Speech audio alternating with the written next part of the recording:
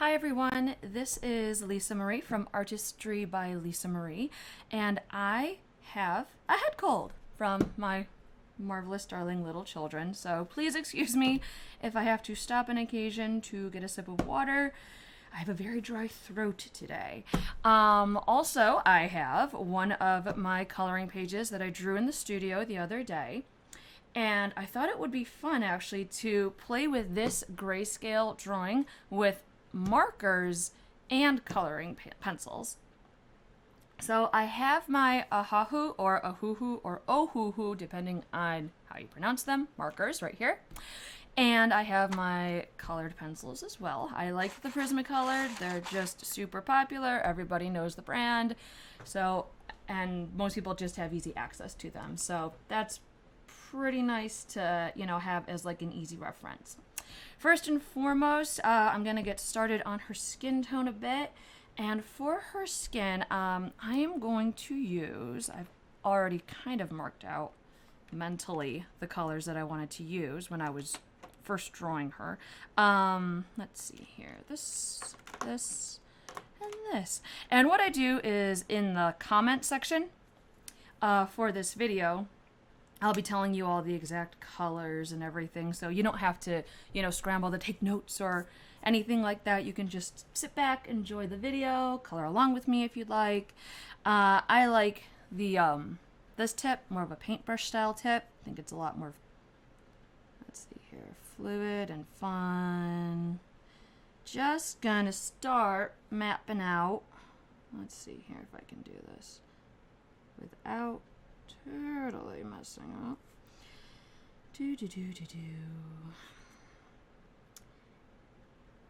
And I think a lot of people don't realize that you can do some great stuff with grayscale coloring and markers. A lot of people think, oh, you have to use, colored pencils or something that you naturally think blends well.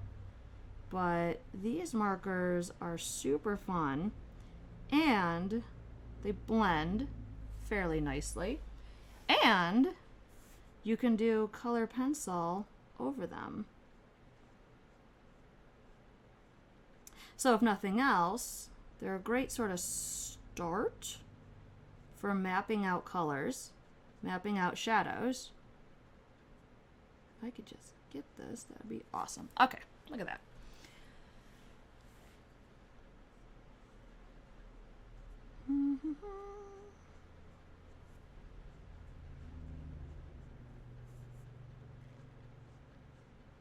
And when I drew this girl, I did it a little differently than I usually do. Usually, I put their faces in full light, so they're facing the light source. The light source is over here. I often have my light source coming from this direction just because I'm left-handed and it's kind of naturally what I do. But I have her facing away, which means a lot of her face is in shadow. This has a very drastic effect on her features, how she looks, all of it. And it's kind of fun to do something a little different with lighting and shading. And it's also nice and challenging too. This is, let's keep track of what we're doing here. Yeah.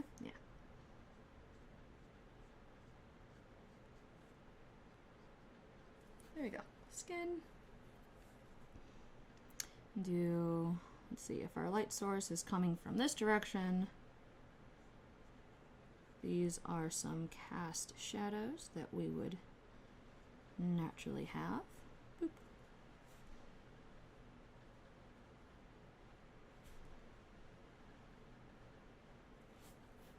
Ta-da! Okay. Next, I don't like just white. I like to really fill in a surface before I start applying my color pencils. I like having, basically it's an underpainting. That's how I think of it. So what I do is, even if I don't want a ton of other colors filling in the space, this is a gray, it's just a warm gray. And I'm going to use it to really fill in the underpainting areas.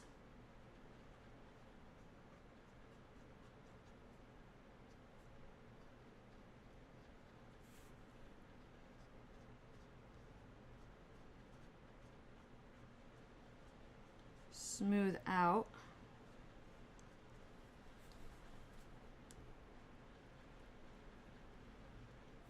that other color that I already have there.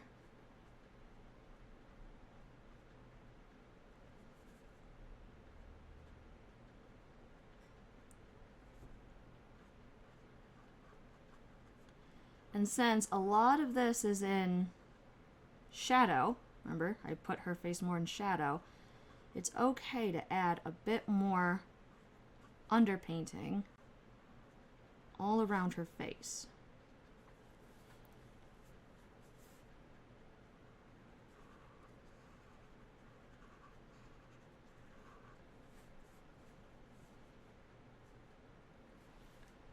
Ready? Here we go.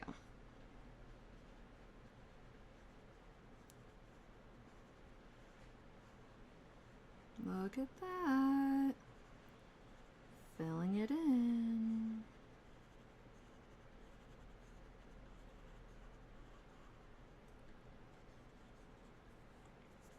Scary, right? Just covering the whole thing.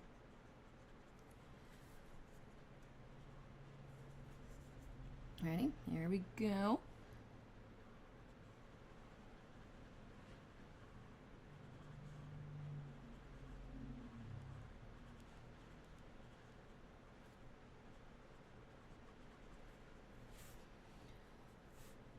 I am leaving a little bit of the lighter area there, just because I know I'm going to want to do some brighter cast shadow there to outline her face shape.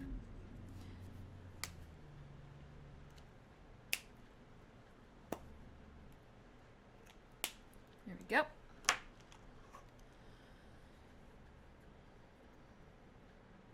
And this. I'm going to do just little touches of a slightly brighter, more striking pink. I want to make sure we emphasize some of these features.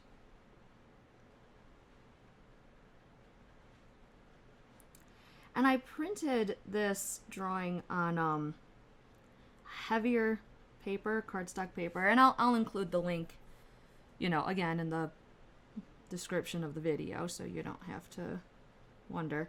But I like using heavier paper when I print my coloring pages.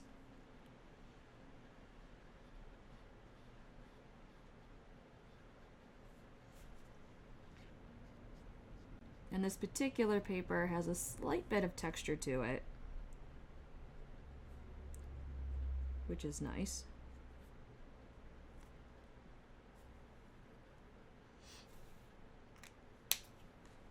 Let's see. I'm gonna keep pausing just because I want to make sure I keep track of where I'm putting my shadows, my darker shadows, my lighter shadows. And then for the lips, I'm just going to follow the shape of the lines that are already put on the lips. So the upper lip, you know, we have a bit of shadow already placed there. Some lines have already been drawn.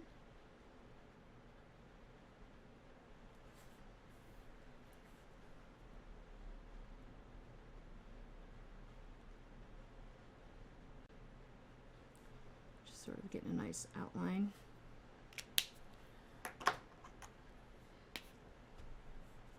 And then same colors as I'm using with the skin tone. I'm not going too nuts with the lips at the moment. I mean, I already have basically an underpainting palette set aside here. Not gonna mess with it too much.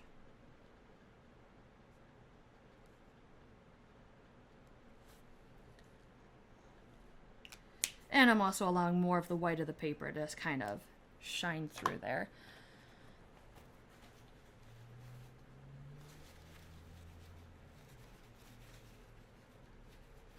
Alright, we have that set. I'm going to focus on her real quick, so I know there's a lot of activity going on with the leaves, but first I'm going to just block out the girl and a lot of her features. So we got the skin tone down for the underpainting. Next, we're going to get some of this hair going on. And I'm going to start, let me get this cap off, with, I think this is a sky blue. I like blue for an underpainting for hair. If it's going to be brown hair, you know, blue works really nicely. If it's going to be black hair, blue works really nicely. Just blue is often my go-to for underpainting hair or adding a touch of color when I start hair. And I'm just going to follow again the lines of the drawing that have already been placed.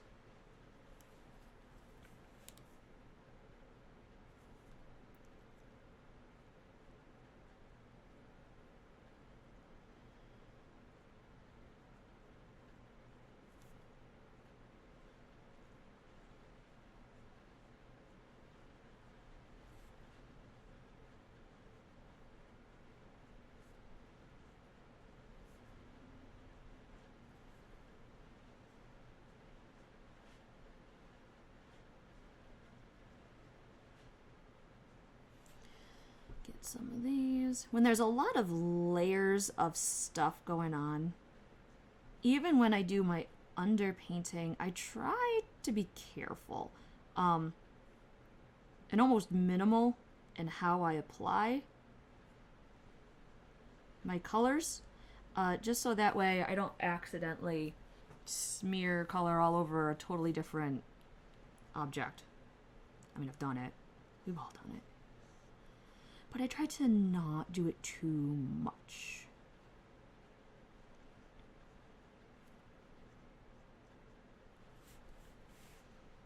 That line over there. Can always go back and add a line of color. That's a lot easier than suddenly going, uh-oh, and then trying to figure out how to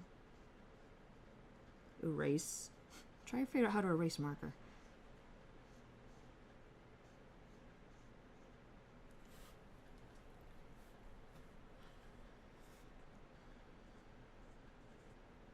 Another thing that's kind of nice when you do an underpainting is it gives you a chance to just sort of slowly go over a drawing and get to know it.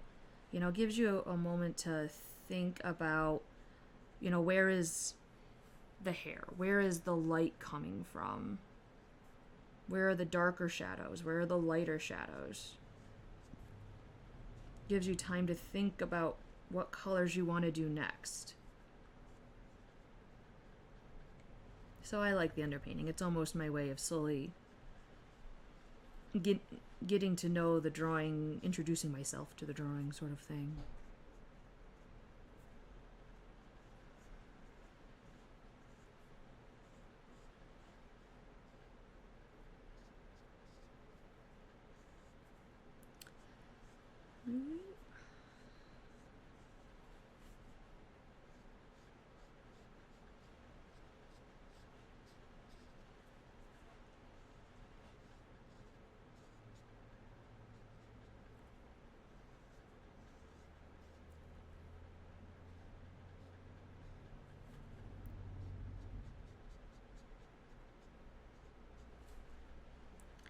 Some of these stems are just lines, so I'll be doing more with that later when I'm working on them. But right now I just like to be kind of aware that there are these lines going over her that I'll be working on at a later point.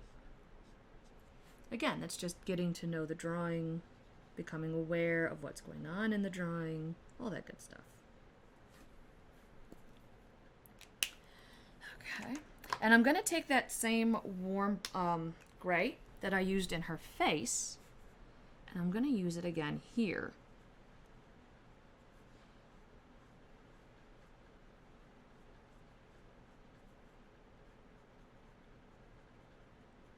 Softens that blue underpainting that I've already started.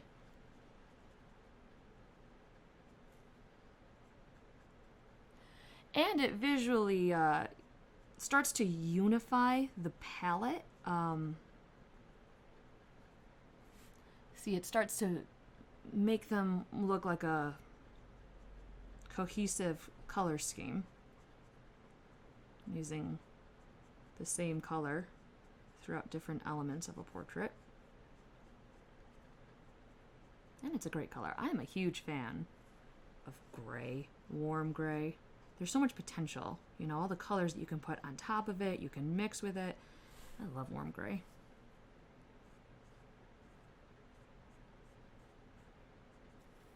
Still not completely covering her hair. With her face, I completely did a wipe over with the gray, but with her hair, I'm still allowing more of the white of the paper to show. And that's my way of sort of mapping out where I want her hair to be, maybe a little bit shinier.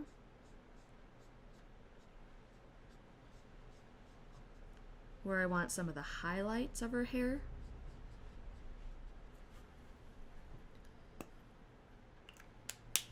All right, look at that.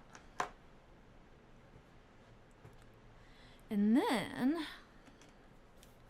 again, I'm just going to stick with her for a little bit here while I'm mapping out an underpainting. So, got her face, got her lips, got her hair. The eyes, I'm just going to do with pencil. I'm not going to do marker. At least, I don't think I am. All right, maybe I'm still thinking about it. So, in the meantime, work on her cape a little bit. Map out some of the color here. I'm going with a, oh, it's mauve shadow. I don't know. I just like the shade of purple here. I think it looks fun.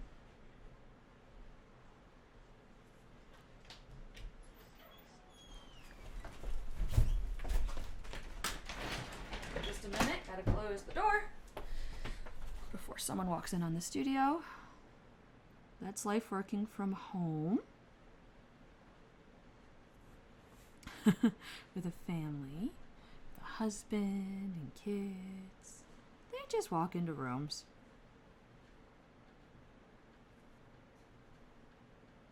At least this time no one walked in demanding that I get them a snack.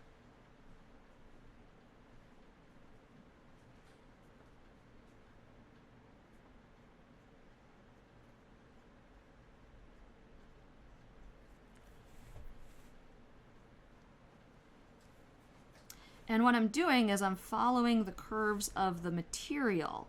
So just like I followed the lines of the hair here, right now what I'm doing is following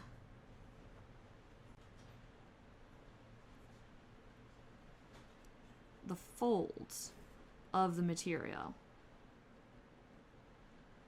to map out my shadows a little bit.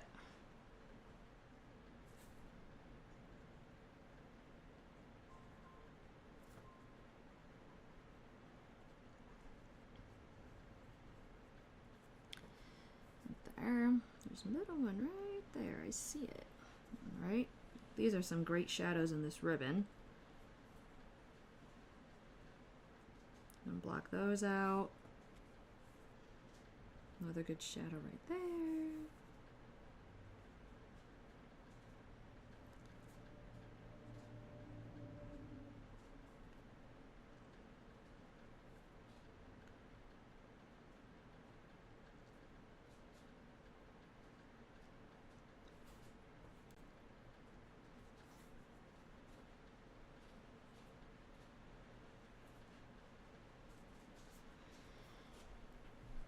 Almost there. Let's see. What do we got going on here? Shadow there.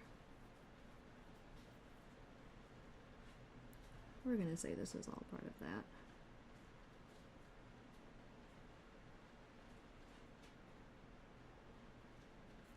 There we go. And then down here.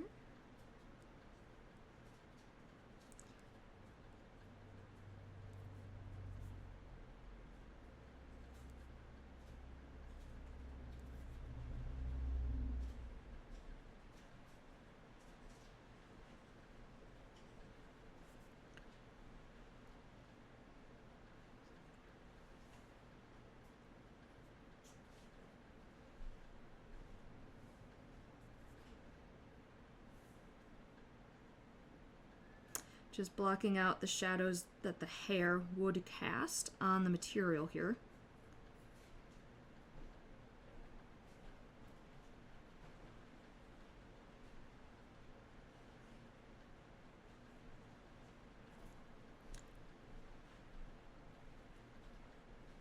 Cast shadows are great for emphasizing shape, reinforcing lighting, all that good stuff.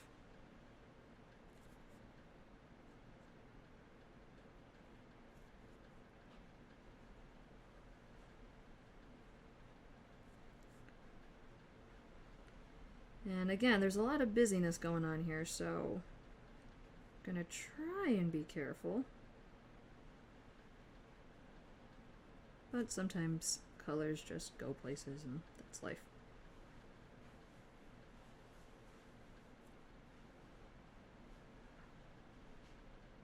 There's a fold that goes all the way up behind these leaves. I love when I draw something and it's all intricate, and at the time I think, yeah, that's fun, that's a good idea. And then when I'm coloring it later on, I'm like, why did I do that? Made everything so much more difficult.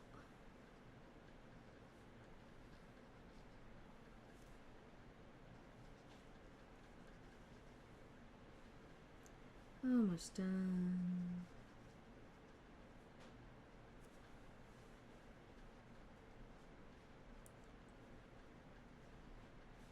And once I'm done blocking out this cloak that she's wearing, or cape that she's wearing, or hood, whatever you want to call it, I'm going to start working on the pencils for her. I'm going to be focusing right now primarily on the girl, so her portrait. I'll save the leaves for another moment.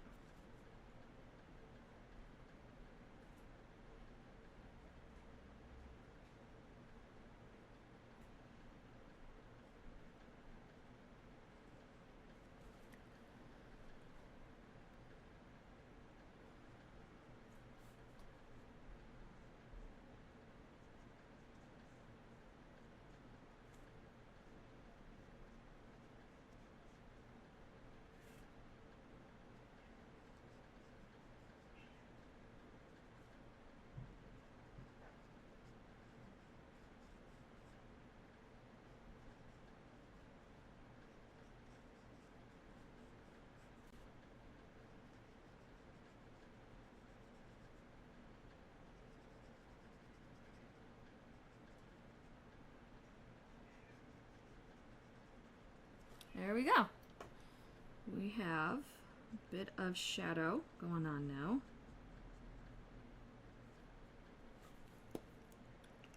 And what I'm going to do is go back to that warm gray, the same gray that I used here, here. I'm going to use it here as well. And again, it's just going to be giving her a cohesive palette. Unify this underpainting visually with the color scheme that I'm going with here. Kind of a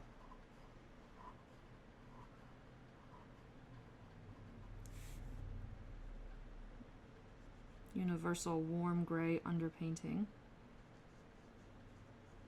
And just like her skin, I'm going to be going a little bit more all over with this. And the hair, I left parts of the white paper to show through, but with the hood and this material,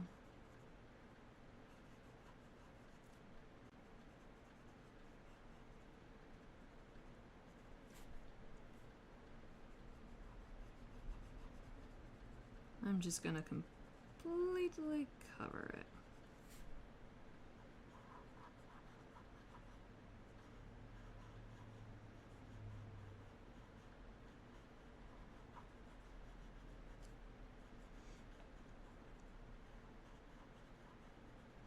And if anyone's wondering, yes, these markers do bleed through paper. And yes, I have paper underneath this paper.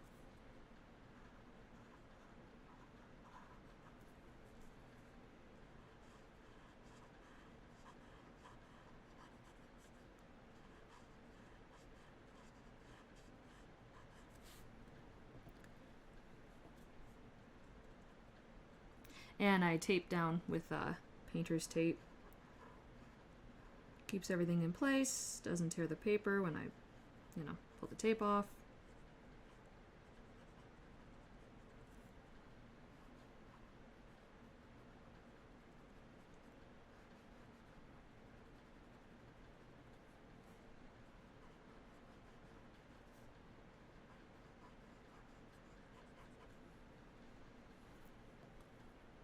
Look at that.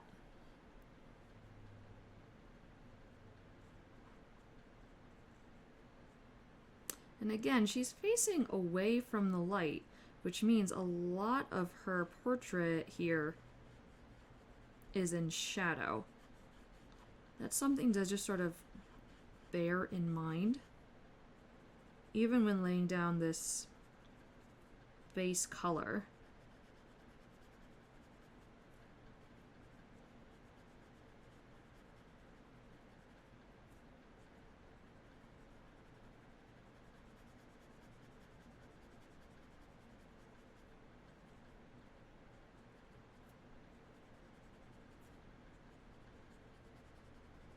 I like that I can blend these markers a bit. Softens the edges.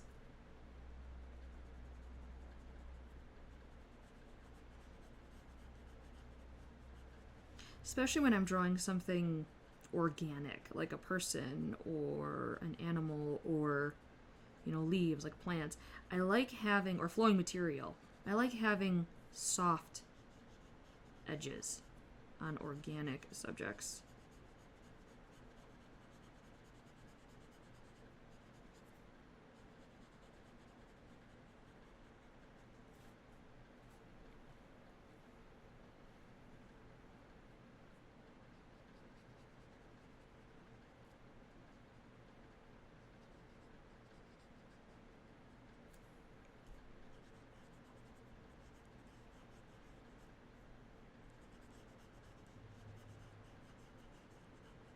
Even these cast shadows, totally okay with softening those edges with the markers.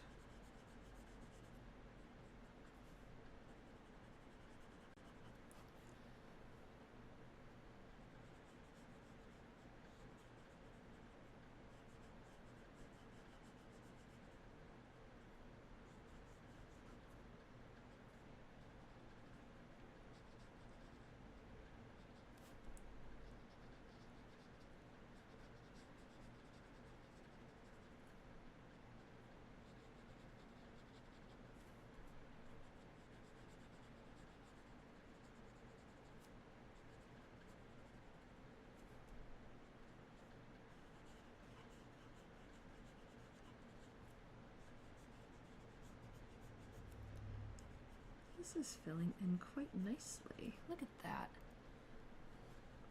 And I will be layering, again, pencil, my colored pencil, over the marker. So, I already start to think about, what colors am I going to use? Am I going to go along with the same color scheme that I've already used for my under painting, or am I gonna go opposite?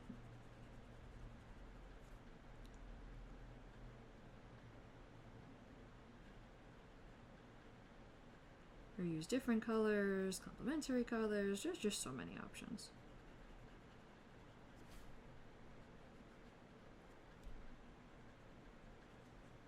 Blend, thank you.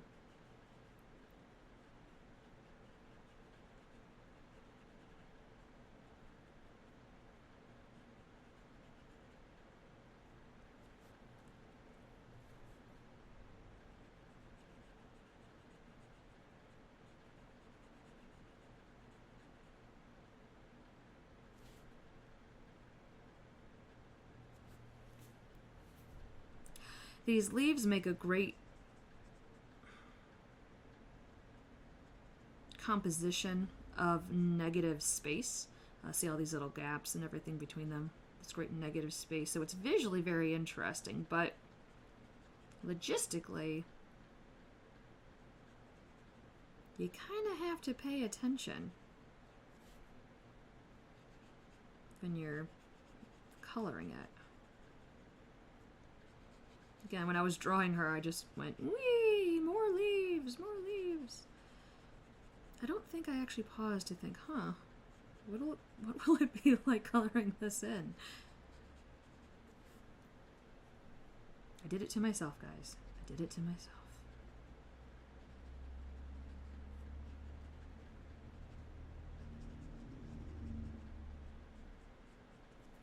All right. Ta-da! So, we have an underpainting here for the girl. Actually, you know what? I forgot her trim. You know, trying to jump 20 steps ahead here. So this trim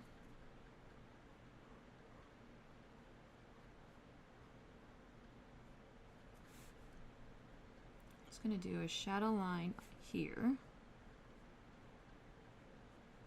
And, oh look, more leaves.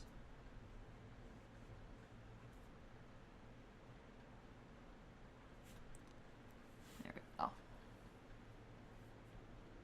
Just a subtle shadow line.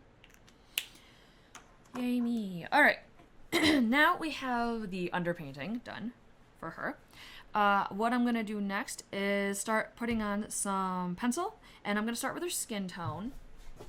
And now that I'm going to be doing that, let me grab my handy dandy mole stick here so I don't drag my hand over everything. Done it. Smeared my hand. Colors everywhere. I've done it. So what I'm going to do is start getting some colors here. And with grayscale, something I often say, it's as easy as 1, 2, 3, dark, medium, light. When you're first starting, pick a dark, medium, and light tone. And that's where you're going to start from, you know, with the darker color and the darker shadow, medium color over the medium shadows, and lighter color over the highlights. Once you get a little more comfortable with, you know, grayscale, then you can, you know, push that a little bit further. But to start with, you know, make sure you just have some dark, medium, and light tones. Just think of it that way, dark, medium, and light. And that's what you're going to be starting with.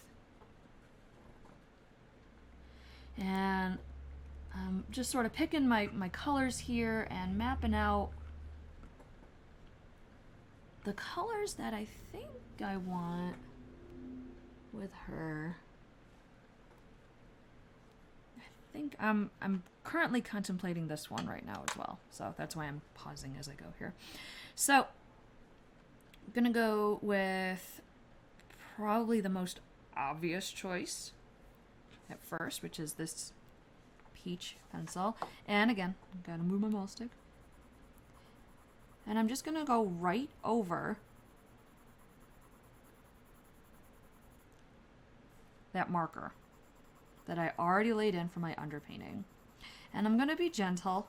I'm not going to go like with a heavy hand and press really hard, because what I like to do, and this is just personal preference, is I like to layer my colors. And if I press too hard, then I fill in the tooth of the paper too quickly, and then I can't layer any more colors over that. So just going to layer over right now, very gently, with this peach.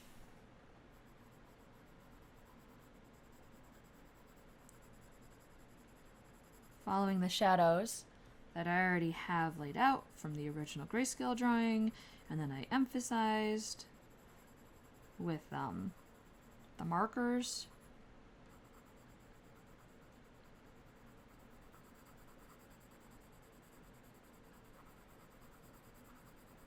And this will soften the markers even more, too.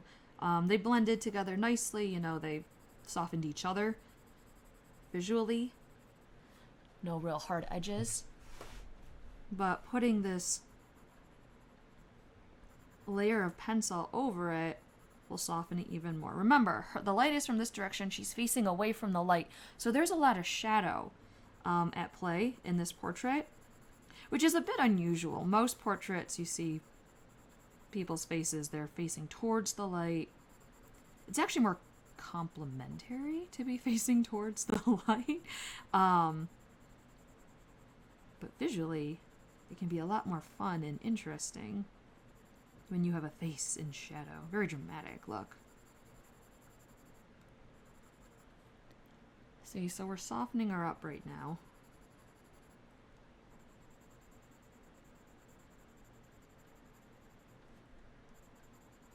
Those markers are still going to show through, which is what I want.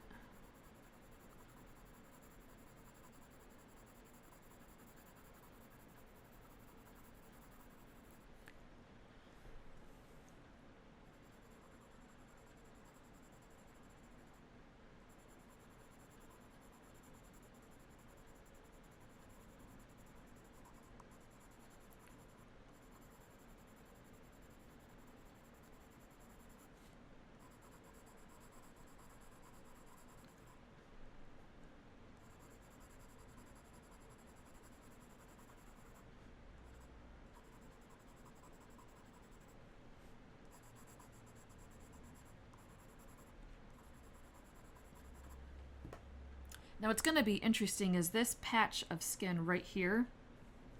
It's not directly in the light, really, but it's definitely in a lighter area than this part of her face. So that's just something that I'm going to try to be aware of when I'm layering my colors.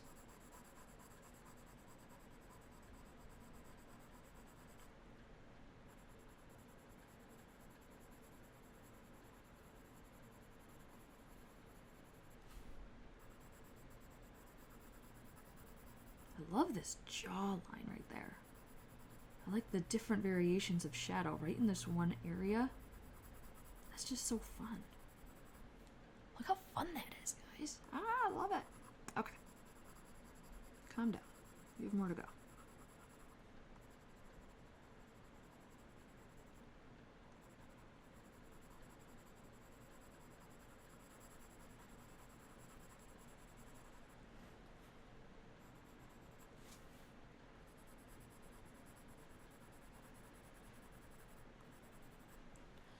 In a way, you could almost say this is my second underpainting here. So I had my first with the markers, and now I'm going over with this peach.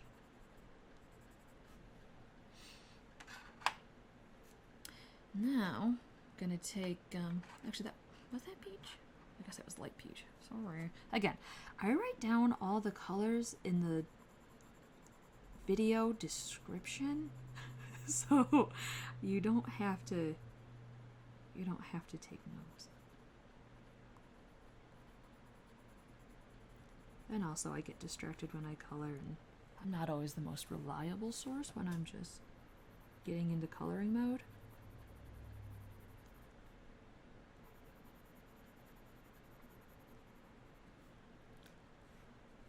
Emphasizing her shadows, the shapes of her face.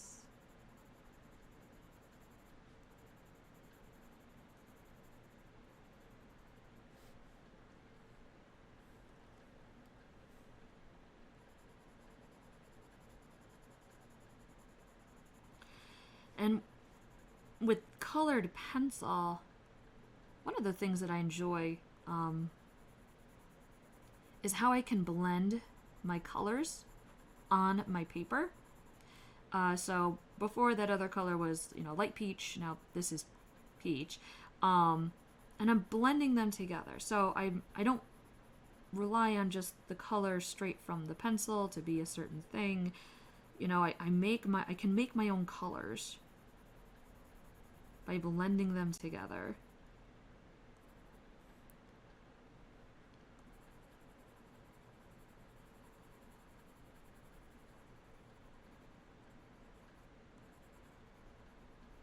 Noses are fun.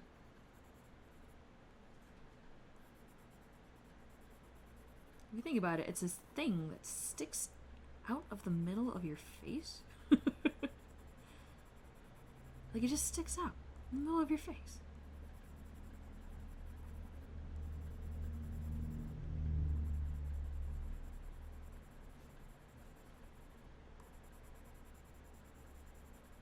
And that's what makes it so visually interesting, is suddenly you have, instead of just this smooth surface right there, you have something playing with lights and shadows in a drawing, right in the middle of your face.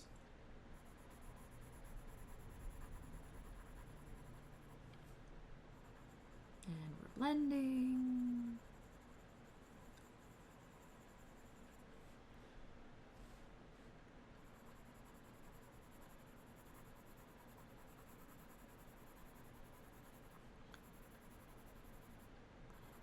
I'm gonna push my colors a little bit more into this cheek just because I don't want her to look too pale or washed out, which I don't think you'll get really with, you know, the underpainting of marker, but still.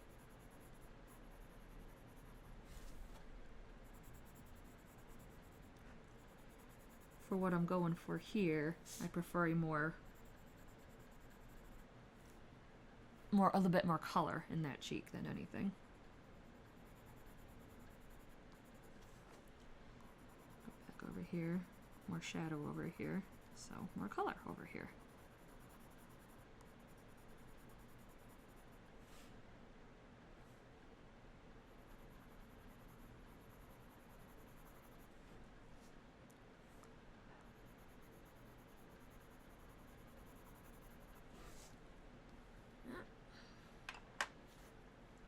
Now, so I had a light, I have a slightly darker, medium. Now I'm actually going to take this, it's a light brown, but it will suit my purposes here.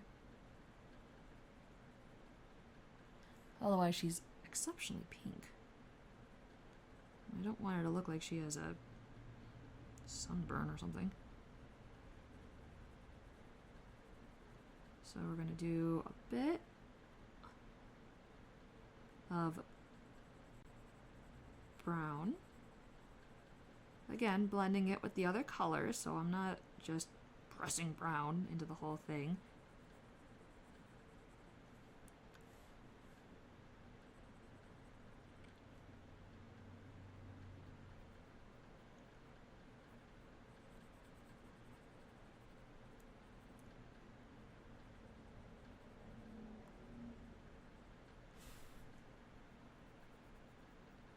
And that nose sticking out of the middle of the face. So it's a chance to play with light and shadow, which I love.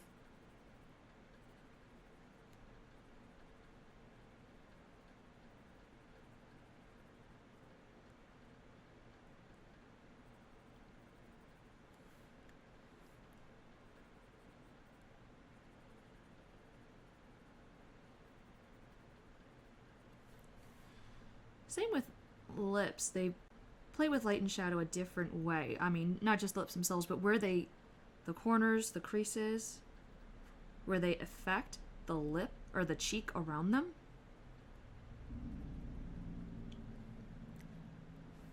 A little bit of shadow. So it doesn't look like the lip's just a hard stop and then cheek.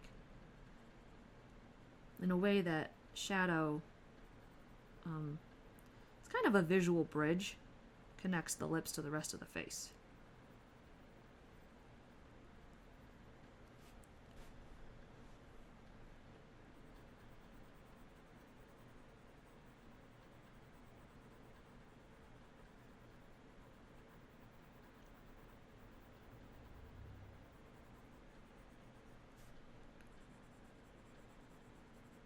Pushing those cast shadows a little bit more.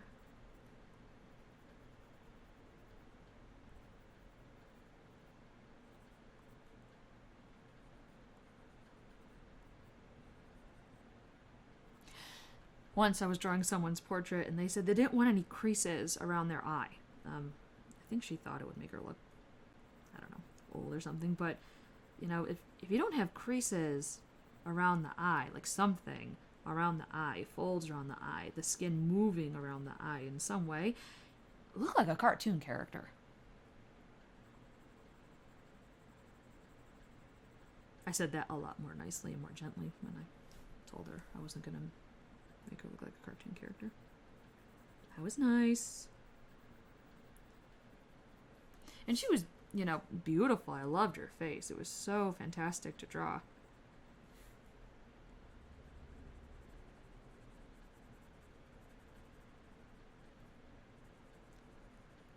But that's how a lot of people are when they're having their own portrait painted, I've noticed. They're suddenly very, very aware of their face. And the marvelous,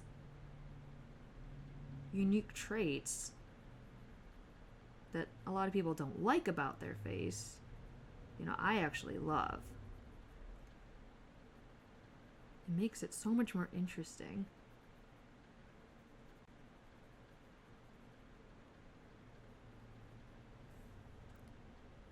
This is a darker red that I'm using right now, and just emphasizing again, you know, some of those unique features that I was just talking about.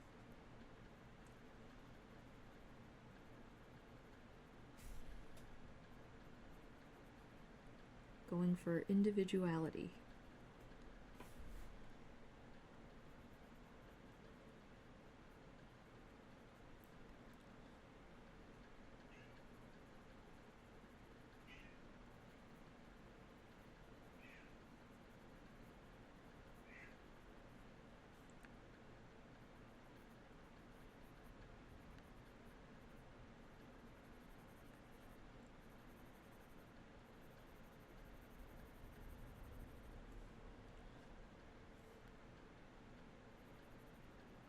Just pausing to keep track of my shadows.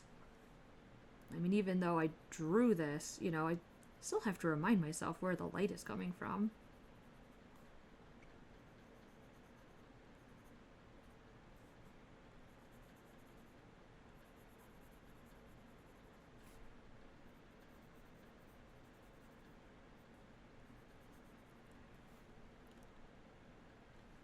I actually drew her very late at night after my kids had finally gone to bed. I think that's why there are so many leaves. I think I just thought, I'm just gonna draw leaves because I was very tired and I was just in the mood to draw the same sort of shape over and over again. It's possible I mentally tapped out, guys. Okay, so we had dark, medium, and light tones that we did. We're starting to build up the value. What I do also is, remember, you can go in cycles, especially when you're doing layers. You can go back to, say, that first color, the light peach. I think that's what this is called. I need to check that. And now add it again. And it's blending again with the colors that we had, or that we've added.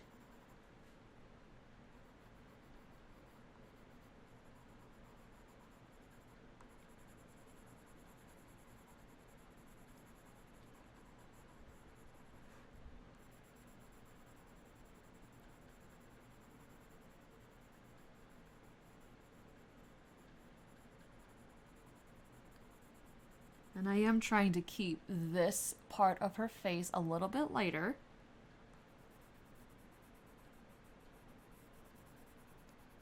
I want to outline this cheek. I like that shape. I don't want to lose it. Sometimes less is more when you're trying to emphasize a certain shape.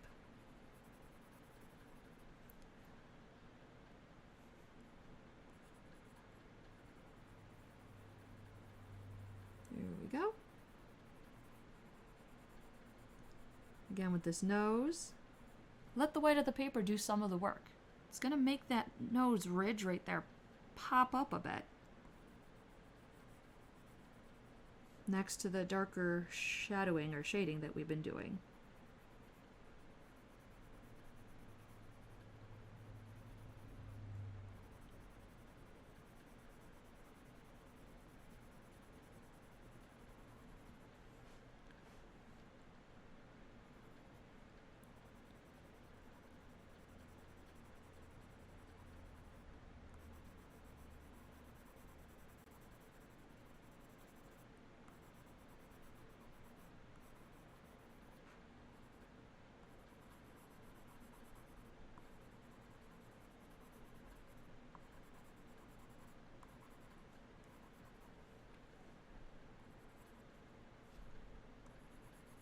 That was my husband who almost walked in earlier, by the way, in case anyone was wondering. Not my kids. My kids are actually at playgroup right now. Happily playing with other children. Totally oblivious that I'm not there. They don't care. I don't know what your kids are like, but mine, you put them in a group of other kids, and they just sort of run on in. As long as there's toys and juice, they're very happy. I've learned this. My kids just want toys and juice. Oh, and food. They always want food. They're very hungry all the time. Okay. So, now we have this nice layering we've built up. Now we can push a little bit the lighter and the darker areas of her skin tone, which we've kind of been doing with building up the layers. But what I'm going to do is, I'm just trying to decide if I want to throw that yellow in there or not. I can't decide, guys. I'm so torn. Okay, we're going to go with the light cream, which really light. And we're going to do this first while I'm thinking. And this is going to super emphasize the lighter areas.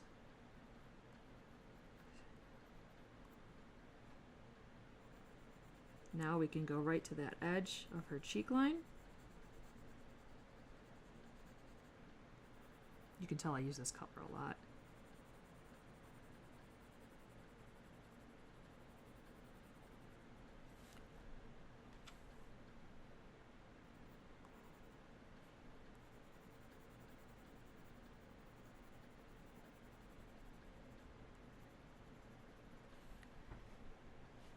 It's great for smoothing other colors, emphasizing highlights, especially on skin tones. This color is greatly appreciated in my art studio. See, now this area that I left for so long, can just go over it with the cream. And it's still soft, or it's still bright, but it's a softer now, softer highlight.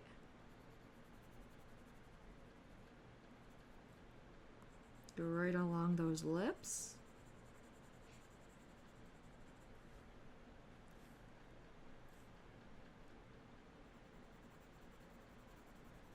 Just gonna use this to soften up the whole thing, blend the whole thing together.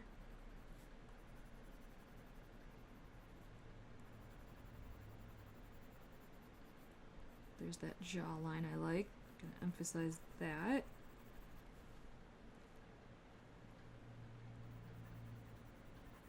And I keep pausing still just because I want to make sure, you know, I don't lose track, again, of my lighting, of my shadows. Now with this cheek, I'm sort of playing with everything else first. I'm actually playing with everything else because I'm trying to change the tip of my pencil a bit. I love it sharp around the eyes, but when I go for that cheek, I want it to be a little bit slanted so the application of color is softer.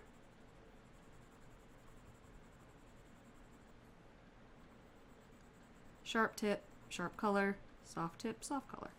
So now that I've softened it a bit, I'm just going to very gently move out into this cheek area.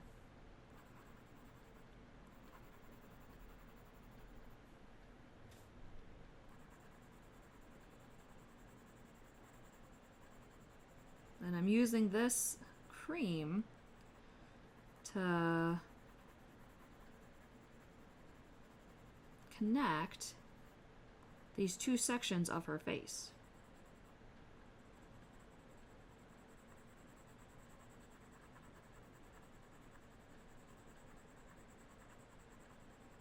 Very, very gentle application. Don't want to go nuts.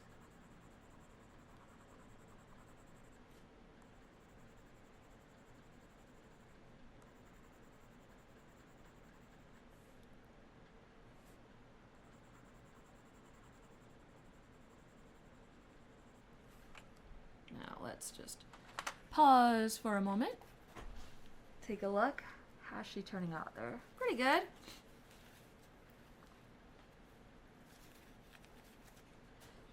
Take that cream. Bit of a highlight here we can use. Here. I'm going to keep that other part dark. I want her to have a different element of color. I've been very torn about this. Very torn about it, guys. Just not sure if I want this. We're going to go with this. We're going to go with this one. I think that's just too bright for what I'm working with here. Now, again, this color, I mean, it's a type of yellow, but when I put it down here, you know, especially with the other colors that I've already put on the paper, it's going to blend. And if I apply it gently, it'll just add a bit more depth, make it a bit more visually interesting.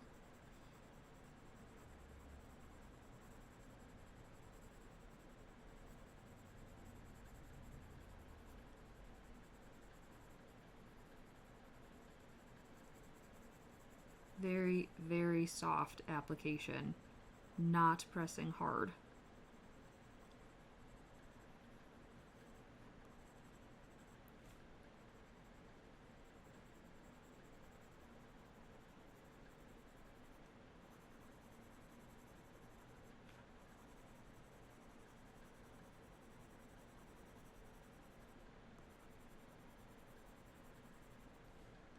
Yeah. I mean, you can barely see a difference, I think, but, you know, it is there. It's all the subtle little changes, the subtle little additions. In skin tone, I mean, subtlety really does matter. Especially if you're going to go for that more delicate look, delicate effect. I mean, I've seen, you know, where you make the skin tone super striking and vibrant and, you know, harsh contrast, and that is fantastic. I love that look, but that's not what I'm trying to do here.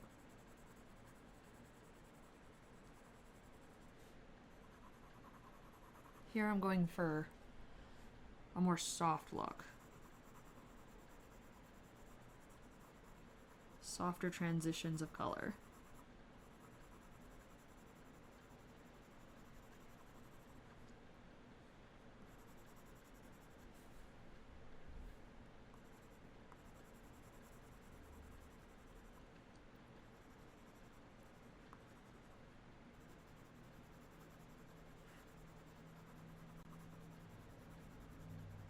And I mentioned the paper that I'm using is, you know, a heavier paper, a little bit more tooth, but it doesn't have a lot of tooth. You know, it's not super textured paper. And the reason why I prefer paper that has just a little bit and not a lot of tooth is because I like the smoothness that I can get when I'm layering my colors on paper like this. If it has a lot of tooth going on, it's a little more difficult to get those nice gradual transitions that I was just talking about. And now I'm just going in almost in circles or cycles, you know, taking colors that I had already used and reblending them with the new colors that I've just put on the paper.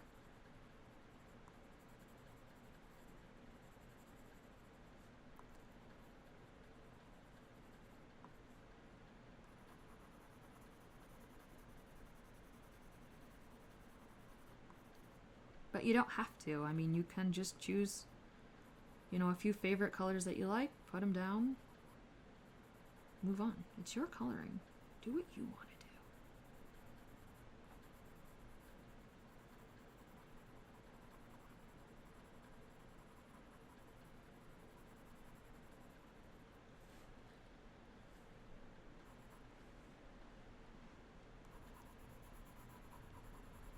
Blending is my favorite thing to do. All right.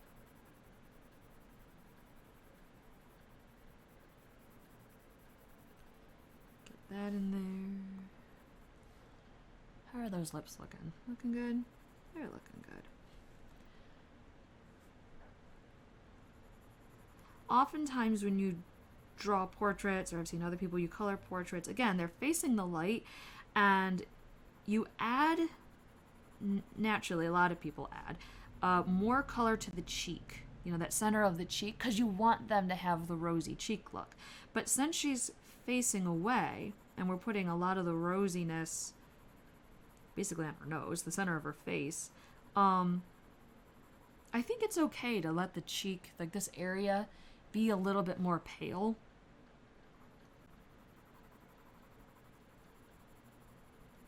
You already have a bunch of color going on in other parts of her face.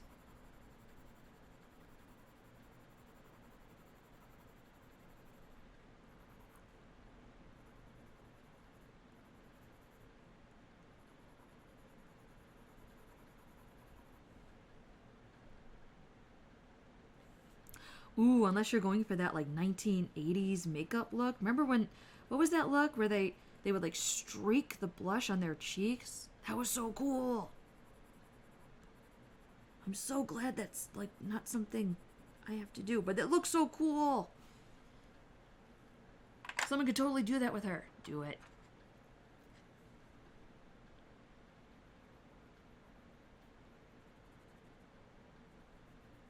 That's something else I like. Have you ever seen when the people take, you know, a realistically drawn face, you know, do a little bit of realism with the skin and then just make it look like they have some funky makeup on? That's fun. There's so many options. That's what I like about grayscale coloring. There's just so many choices. Yes, I'm making her nose kind of red here. I like it.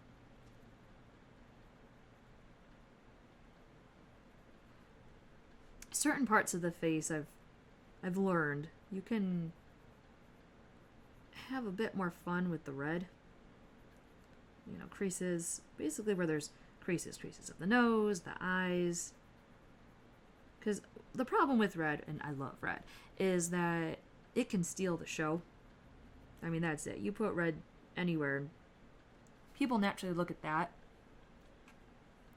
almost for anything else.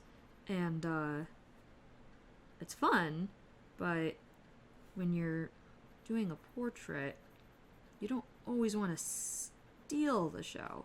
So it's nice to know just certain areas where you can add accents of red.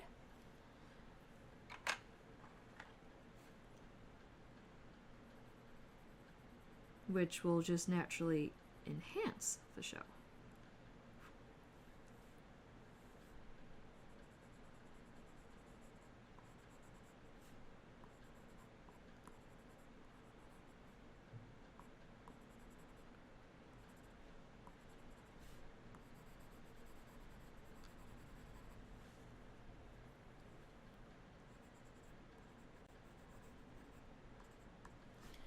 All right. Something I haven't really touched on too much is white. White is white is white, you know what I mean? But when you're doing something like this and you really want to emphasize maybe certain areas for highlighting, it is okay to toss a bit of white into the mix. I just don't like to go too crazy with just white because, I mean, it's kind of bland, kind of boring visually. But if you're highlighting, you know, light sources or shadows, go in with your white. It almost helps you do some final sculpting in the face, if that's a good way to think about it. You're carving out where the face is coming forward a bit more. Remember, white comes forward, dark goes away, pulls back. Visually, in a drawing.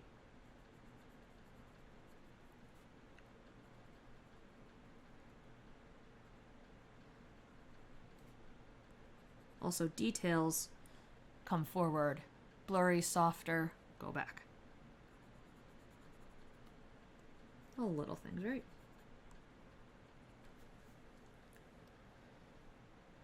Well, that's a fun skin tone.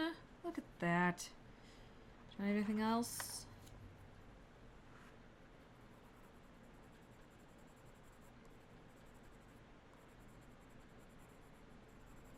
Again, blending.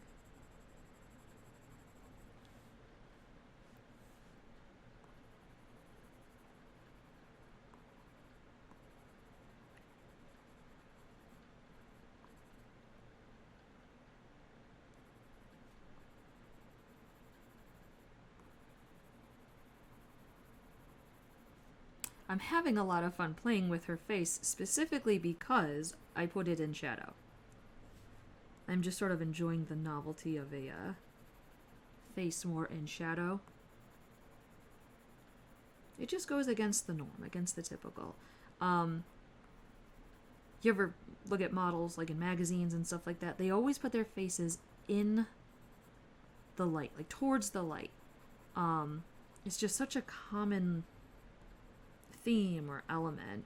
And it's very, very flattering, which is why, you know, a lot of people do it. You put your face in the light. It smooths out your face quite a bit. What's that word? Whitewashes. It whitewashes your face. It sort of goes whoosh and makes it all smooth and pretty. But visually, you know, from a drawing or coloring perspective, shadows are more interesting. So I'm kind of having fun playing here, is what I'm getting at. Alright, but I will stop myself. I promise I'll stop myself here. Alright, let's go to the lips real quick. Used the same markers, marker colors. Left the white highlight, so I'm going to go again with the colors that I've already used. I'm not going for that rouge lip, you know, supermodel look here. It just doesn't seem like the feel that would work. At least not for what I'm doing at the moment. Again, could totally glam her up and that would be fun. That's not what I'm doing right now. A little bit of peach or light peach. And my pencils are softer now. Those edges that were super pre-sharpened, sharp, they're a bit softer now. So that's something that I try to take advantage of when I have a nice pre-softened tip. Can have a little bit more fun with blending gently. And then go back, you know, so now we've got a nice sort of blended, very soft look because of those soft tips. And now I just go back, and this tip's a little bit sharper, which means it's a little more crisp when it goes down on the paper. And you can see the lip line.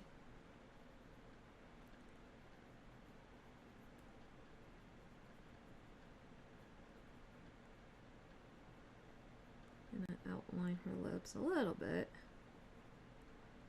And there's those pre-drawn lines, those creases that naturally happen on the lip. Just going to follow those, just like I followed the hairlines, just like I followed the fold lines in the material.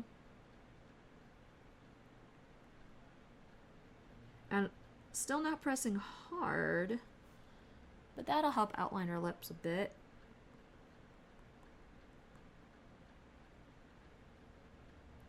And here was the perfect example, actually, I should have said, with dark, medium, light. You know, dark, medium, light. I went with those just three straightforward colors. Now I'm going to push it because, you know, what's the point in making art if you don't push?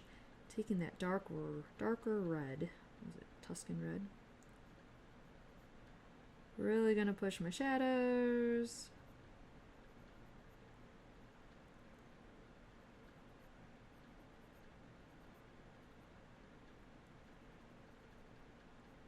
This part of her mouth more in shadow than this part of her mouth, so can do a little bit more with the coloring over there.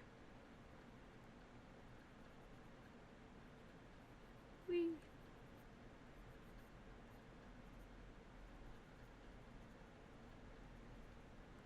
Still following those creases. I don't want her lips to look chapped, which could be a fun look, I guess, but I don't want them to look chapped.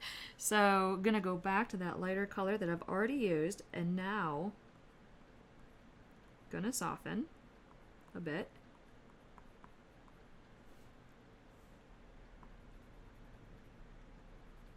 That'd be fun. She's wearing a hood, it's a cold day, give her chapped lips. We could all relate to that.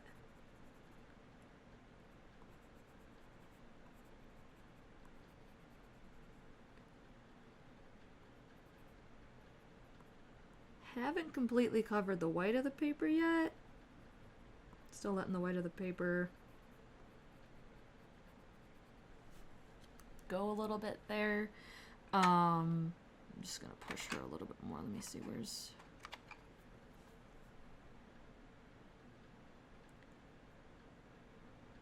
I'll get to those white highlights in just a moment.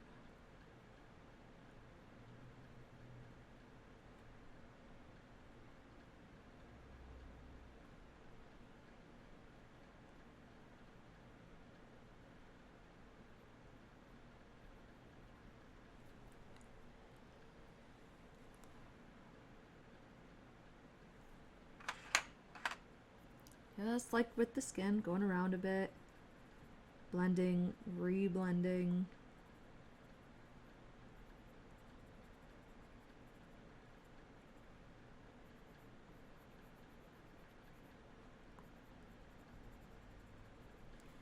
All right. Now I think I can go with those highlights. I'm gonna take the white, good old white. I know. It's not super thrilling, but when you put it next to darker, richer colors, it does serve a purpose.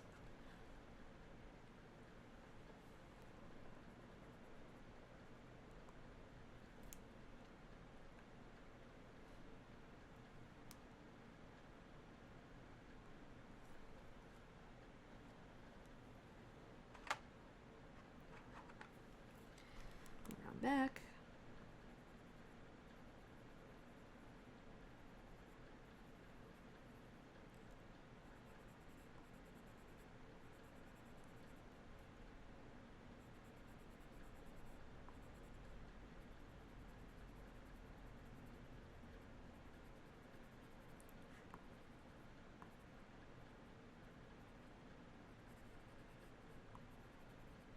There we go.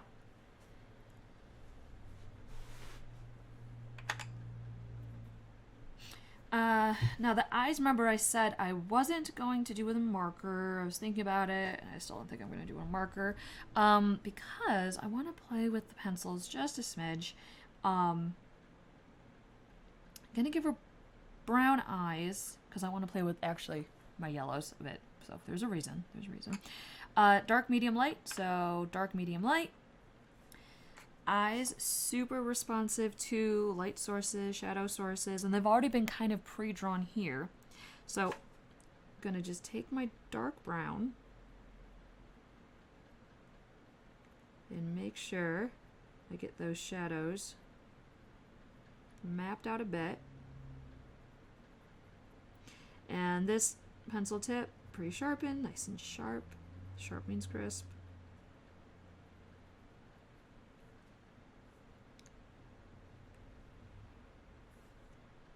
I'm not gonna go too nuts.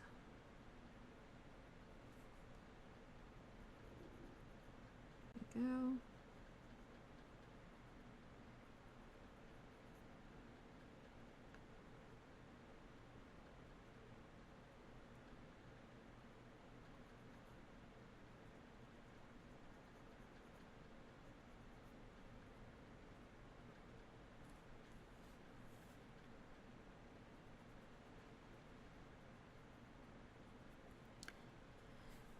Dark,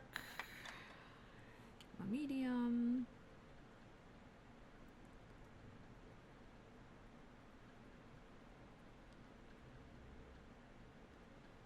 and what I'm doing is just sort of gently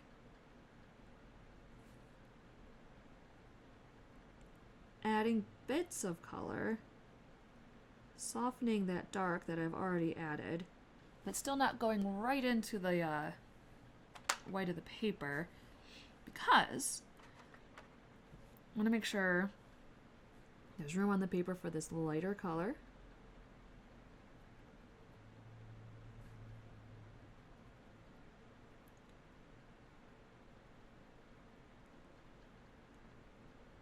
And then go even lighter with this cream that I've already used, skin tone, and you know, it again unifies the palette when you have some of the same color and other elements of the image. There a little bit. Then go back. Make sure I get that center. Make sure I get my shadows.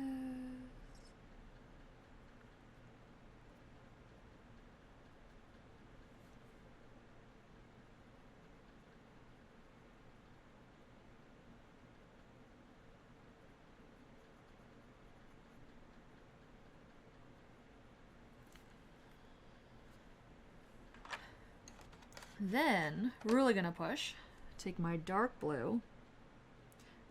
Don't usually use black, like just a solid black when I'm coloring. I don't know about you, but black seems just really intense of a color, and I've never really seen anything that's just solid black. You know, there's all these other variations of color or elements of a color in things. Black is almost my last resort when I'm darkening something.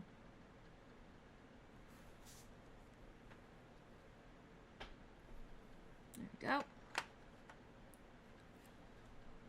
And I am leaving the white of the paper again to just do some of the work there for the white of our eyes.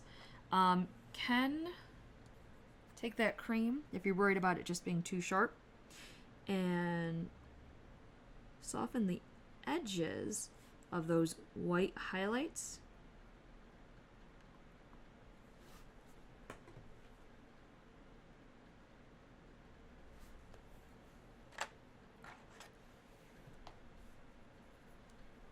Take a white pencil if you want to really do it.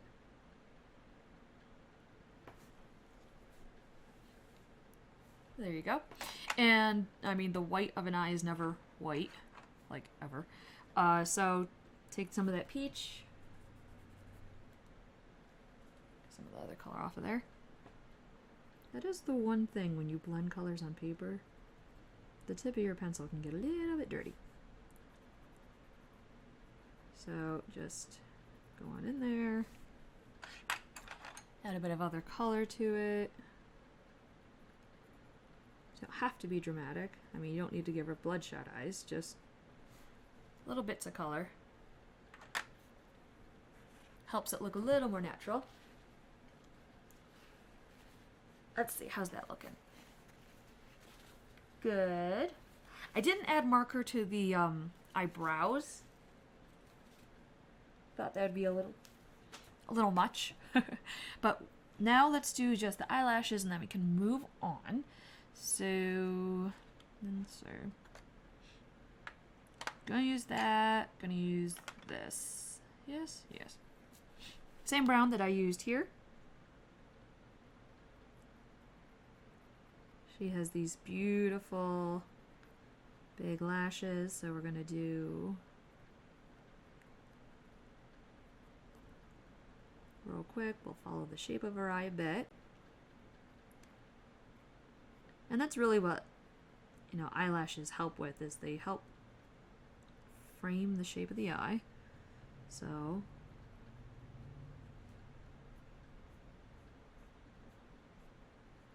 following the eyelash line. I made them super long because it looked fun.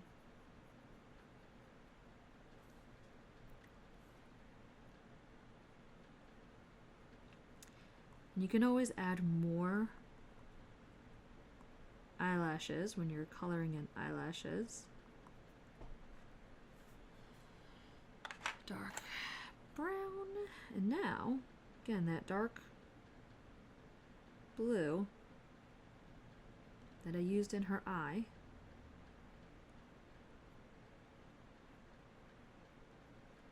Gonna use that.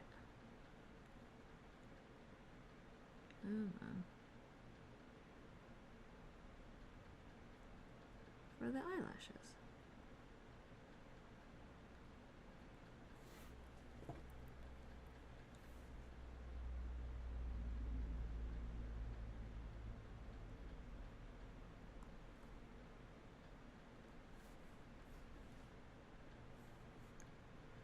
Same over here.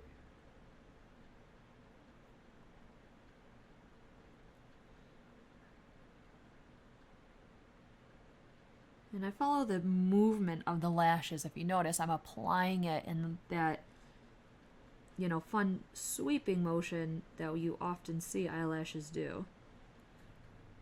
Oh, unless they curve in and they go into your eye. Have you ever had an eyelash do that? That hurts. When an eyelash only goes in your eye.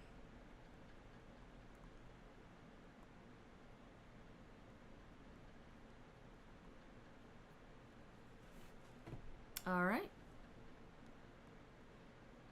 And the nice thing about eyelashes is they don't have to be, you know, all like lined up like ducks in a row sort of thing. Because that's not how they are. They move all over the place. So there we go. Got that. Next is hair, which ties in with the eyebrow thing that I was just talking about. So we have the blue underpainting. But I'm going to be going with brown, good old brunette hair. Stay strong, brunettes. We're in this together. And I just dropped something. Do you think it was something important? I don't know. Let's see. Oh.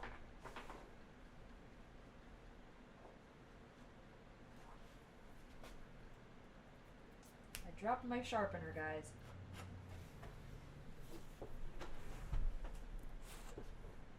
No kids around and I'm still a mess. Okay.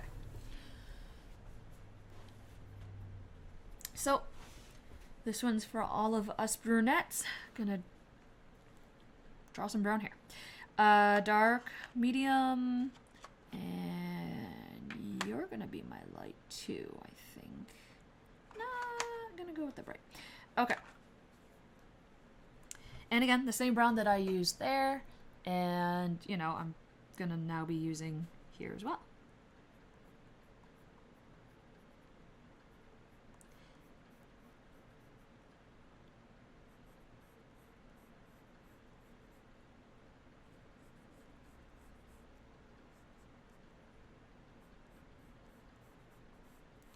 Just gonna go right over the marker, and I'm following, again, that underdrawing. It's my guide.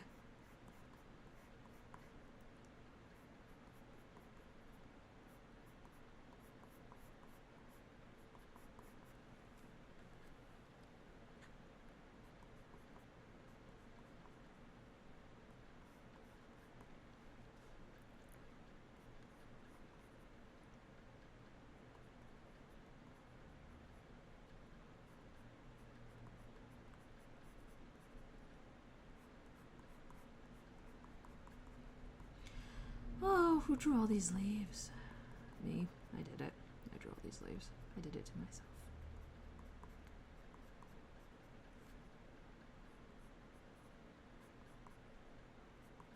It will look awesome, I think, when it's done.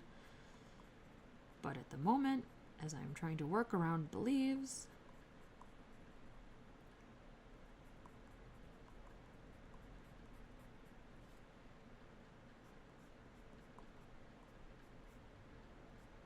and these shapes.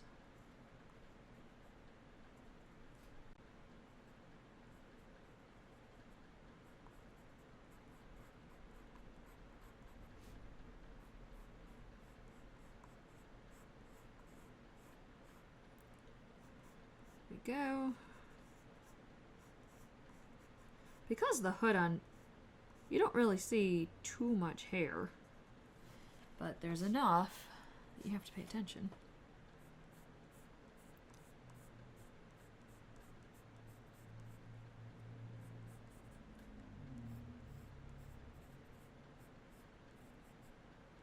And because light's coming from over here, so this part would be in more shadow than this part over here.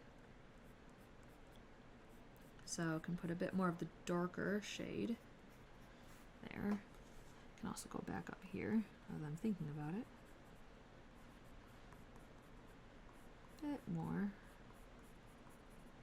Right there.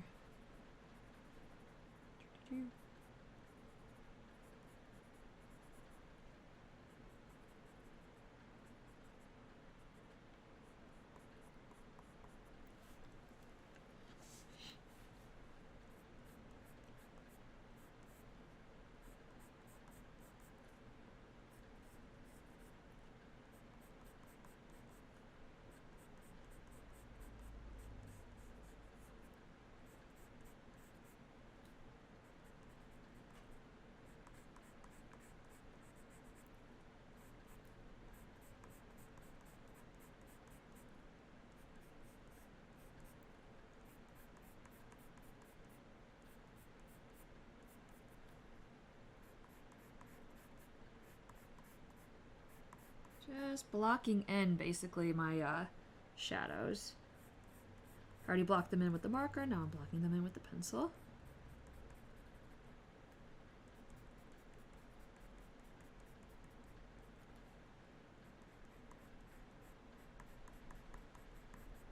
Anyone else have trouble talking while they're coloring? It's because you get so focused on what you're doing.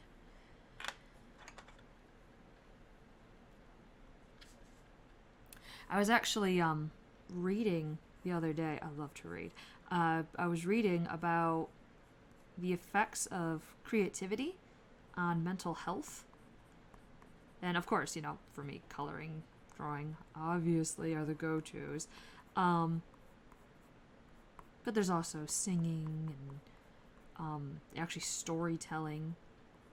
Anything that involves being creative helps with mental health. But what I found interesting was, you know, what I was reading about was why being creative is good for your mental health. And apparently, when you're creative,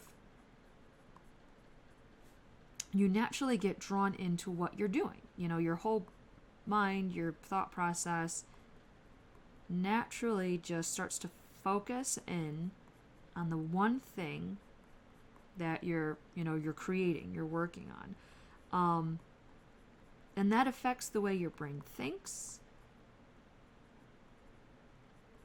It helps block out, any extra thoughts or any extra like stresses that are bothering you, like in life.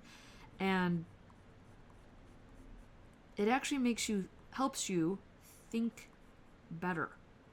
Like you're better at thinking when you're doing something creative. And when you naturally block out all those extra stressors, in your mind, it helps you relax, which is good for your mental health. It can help you think through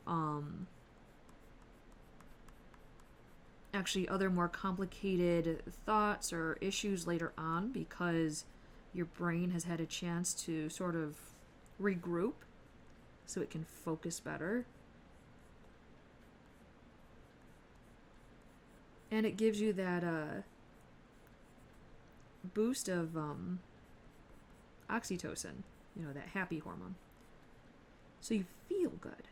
And when you feel good, makes a big difference. It was just interesting reading about all the effects that creativity has on your mind. And how, just being creative is so crucial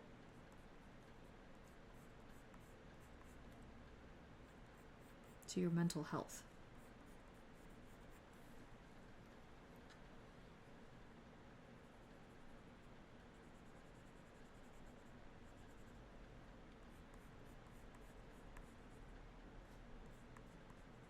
Anyway, it was super interesting to read about.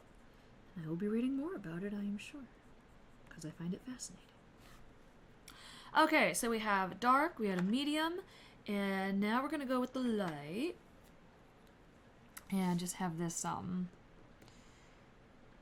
what's this orange called? Goldenrod, I think.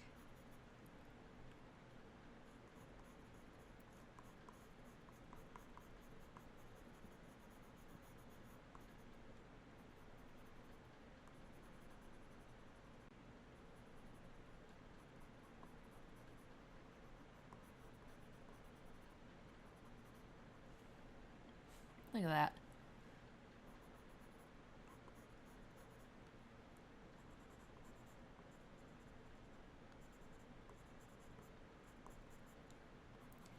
You still have bits of that blue underpainting kind of peeking through, and I like that. I think it,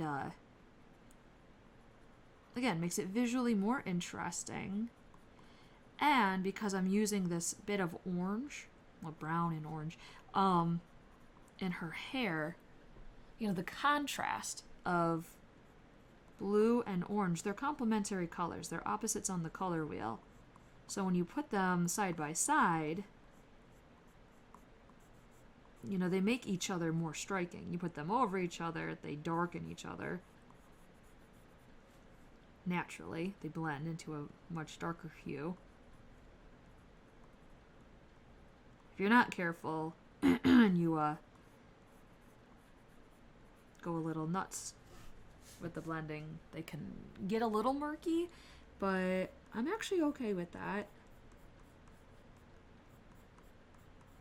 Because then you get even more of an interesting sort of visual contrast. You get the, touch of murkiness, and also that touch of just striking contrast of color, where the blue stands out, the orange stands out, the brown stands out.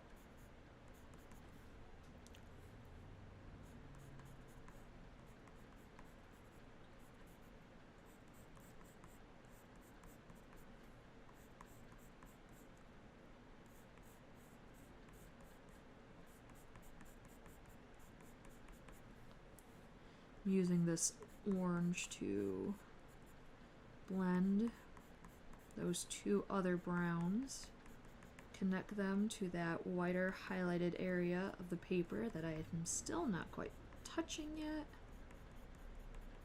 but I'll get there.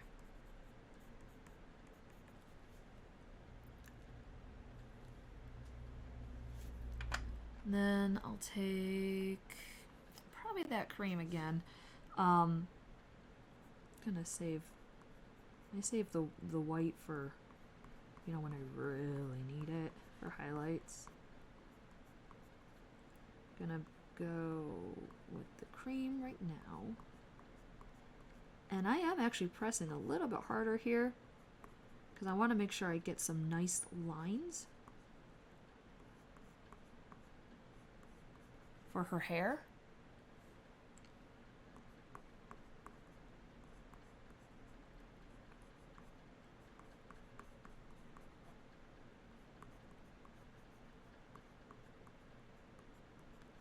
Because I don't want to lose that texture.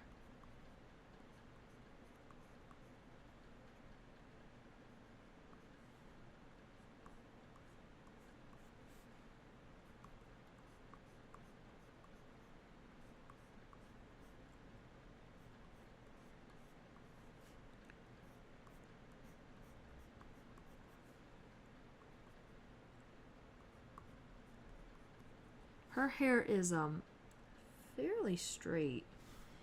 I don't usually draw very, very straight hair. I usually add a bit more wave when I'm coloring hair. But because I have the rest of the drawing so busy, this time around I decided to balance it out with some straighter hair. I mean, there's a little bit of wave, but really it's not too wavy.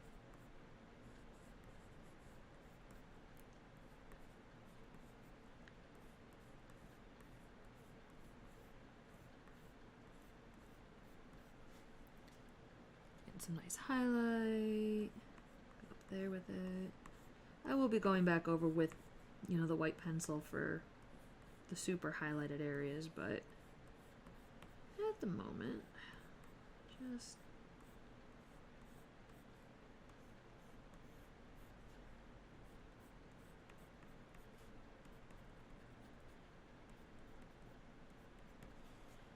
that.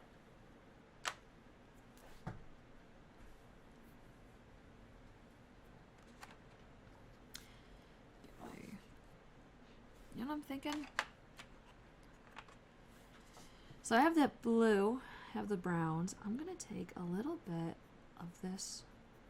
It's that same Tuscan red that I used a bit in her skin tone and in her lips. And I'm gonna use it because, oh, for crying out loud, with the red mixing with the blue, you know, red and blue make purple, and you know, it'll also, I think, help enhance those browns. Help enhance those browns. See that? Make it visually more interesting. With another color variation thrown in there.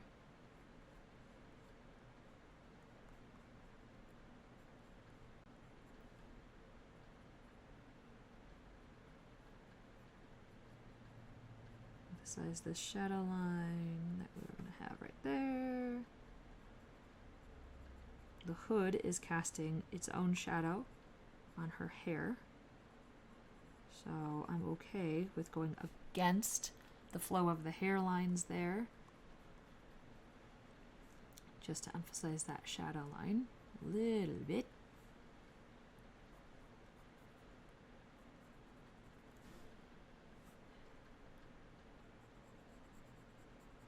And it's nothing too striking. It's not, again, gonna make an earth-shattering difference, but it's the subtle, I think anyway, the subtle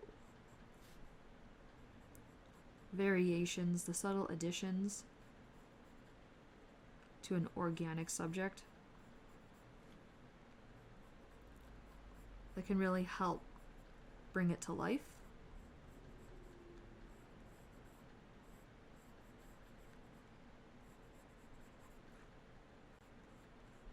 And make it more visually interesting.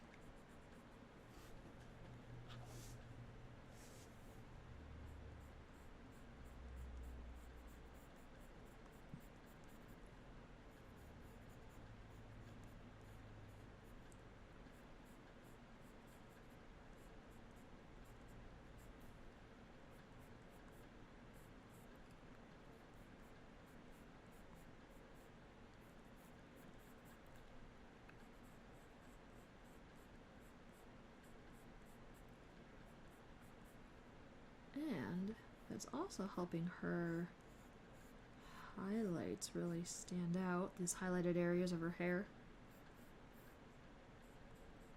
by having some richer shadows.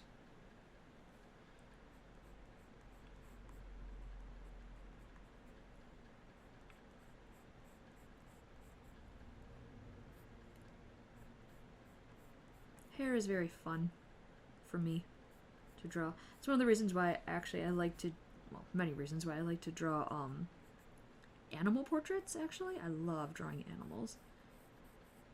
But I love all the texture in their fur. I just think it's so fun to color in fur on dogs, cats, bunnies. There's just so much going on with them. Also, they don't care what they look like. You notice that? I've never heard a dog go, "Oh, can you make my skin a little bit smoother?" They don't care. They are what they are, and they're cool with it. And I absolutely respect that. And I love it. I love drawing animal portraits. One of my favorite things to do.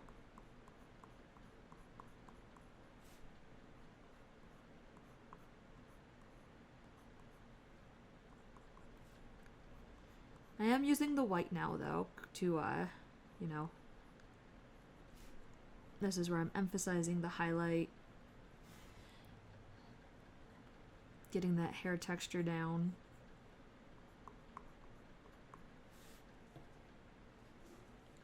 Doing a bit of final blending in the hair colors. And I'm not completely just following the lines of the color or the hair here with the white. I go a little off. So it almost looks like there's a couple individual strands of hair moving around. That helps with the sense of realism, because I'm kind of trying to go for a more realistic look. Doesn't always work. Sometimes I try to go realistic and it just does not work. But trying to go for a more realistic look here. And hair doesn't always, you know, fall perfectly flat and straight. Even straight hair moves.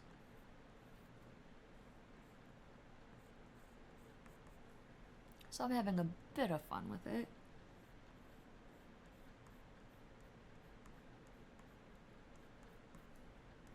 Basically, it's coloring outside the lines. Giving myself permission to color outside the lines.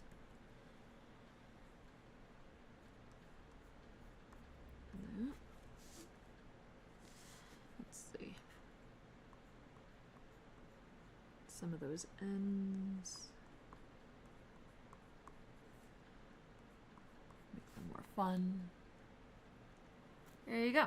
Got a little bit of color. Eyebrows. Don't want to do too much. Softer pencil tip is good for a softer look. So I'm just gonna take that same dark brown I used before, color in the eyebrows a bit, moving my pencil as if I am drawing each individual hair. Again, that gives it that bit of a textured look.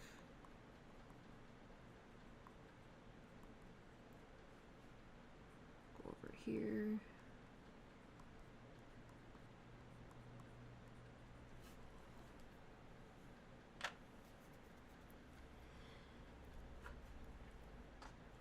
This little dude.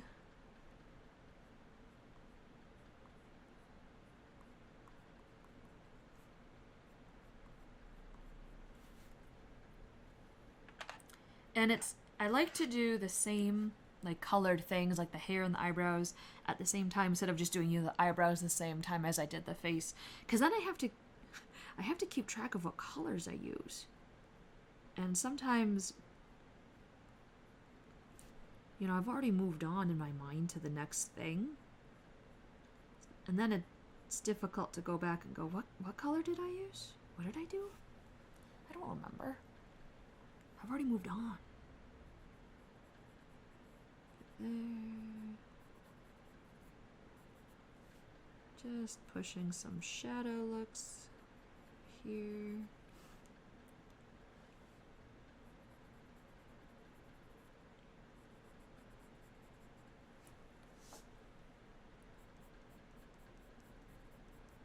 Especially now that we have those white highlights.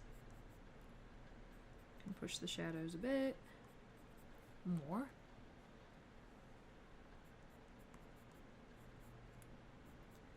Now that I know where I've gone with my white highlights.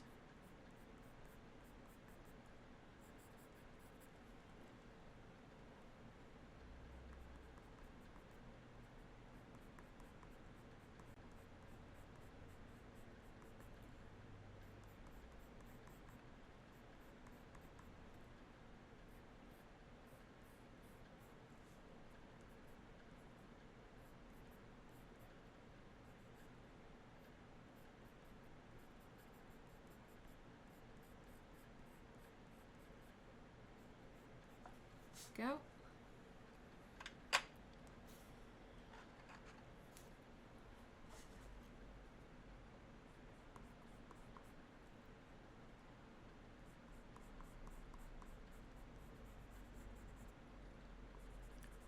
Just want to get her set, you know, with the skin tone and the eyes and the hair.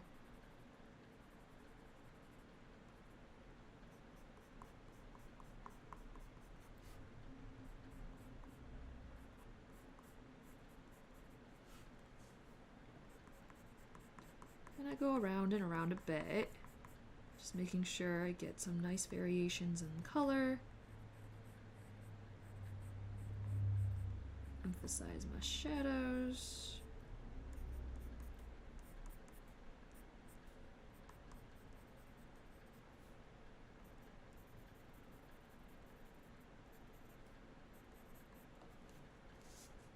Nice.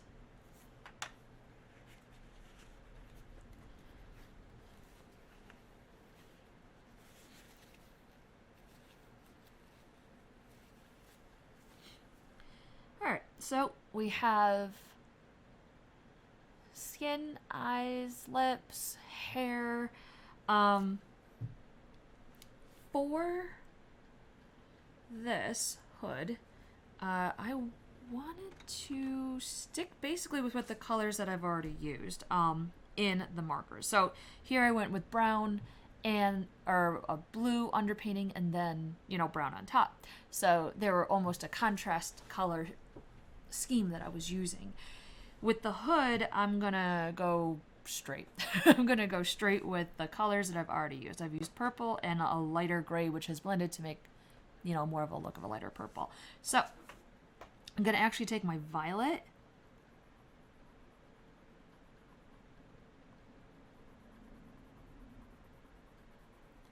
and just start blocking in the shadows.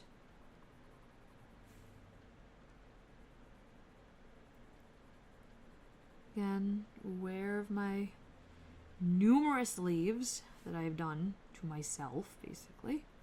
Did it to myself. Drew all those leaves. The kids were asleep, and I just got lost in a world of coloring and drawing leaves. But right now, I'm gonna emphasize, I like how the shadow emphasizes the shape of the hood a bit. It's kind of fun.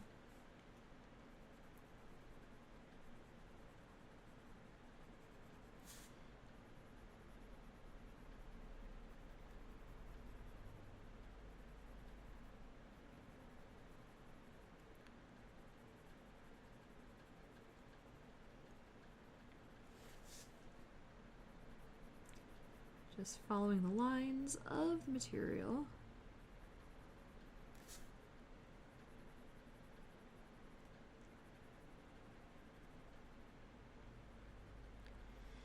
like draping material or drapery when it's on someone, because it, you know, it helps frame them, their shape. You know, it moves around her.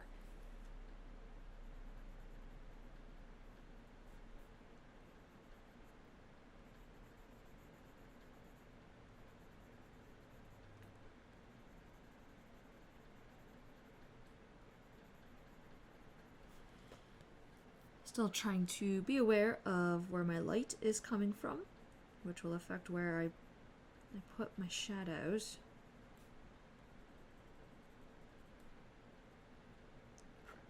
Stop it. Out of there. I know, you're not supposed to touch the paper when you're drawing. My art teacher always used to tell me, stop touching the paper. I can't stop touching the paper. I'm always touching the paper when I draw. Do as I say, not as I do. Don't touch the paper.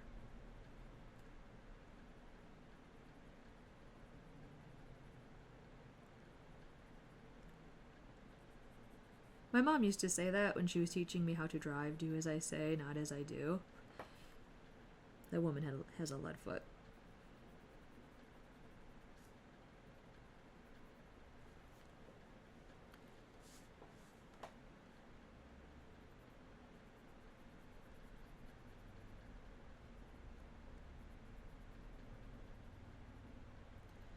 So just getting our shadows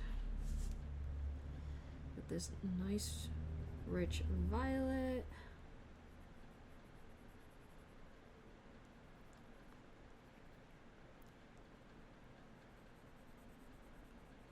And in a way, the cloak is, or the hood or coat, whatever you want to call it, it's a bit more straightforward actually than a lot of the other elements of the drawing. It's a backdrop. It's a nice, easy background. You know, it falls straight down over here.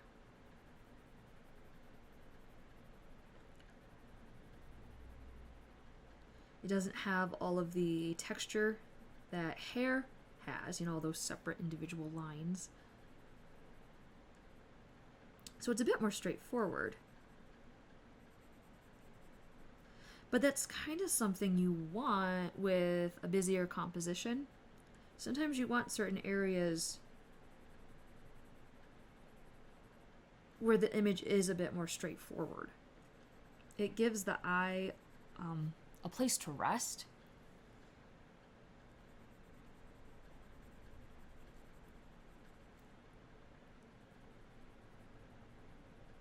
I mean, you don't have to. You can add, you know, you could do whatever you want with this. You can add color or pattern to it, or, you know, just make it super vibrant if you want, make it really stand out. But I want to give the eye, you know, looking at this, a place where it can just sort of pause and rest. And I think it'll give everything else around it, you know, more opportunity to stand out and pop off the page a bit. My cast shadows. Love shadows.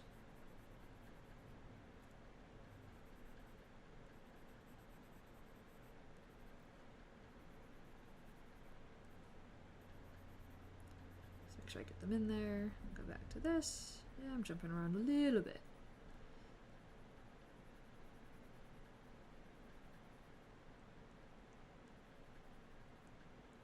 There are a couple creases in the material, just so it looks like material. But nothing super dramatic.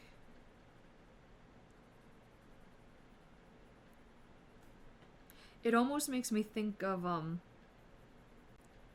remember in school when they would do the class pictures, or your individual pictures, and you just sort of sat in front of, you know, that material? The drop cloth or background or whatever. That's kind of what this is for these leaves and the hair and everything. It's just that nice sort of background material.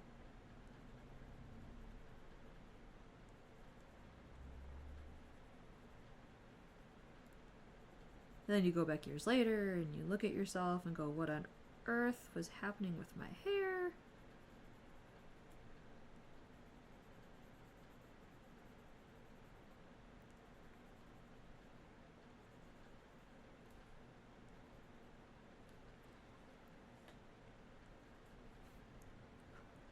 Almost there.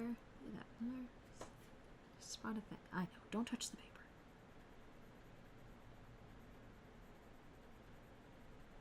And there actually are valid reasons why you're not supposed to touch the paper. I mean, your hand is just covered in everything. I mean, oils and the grime of the day, and you touch the paper, you get it all on the paper. That can interact with the colors, it can affect the paper itself.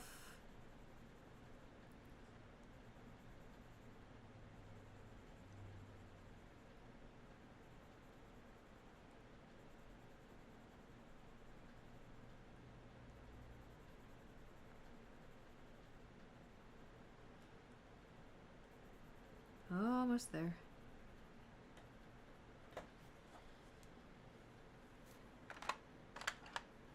Next.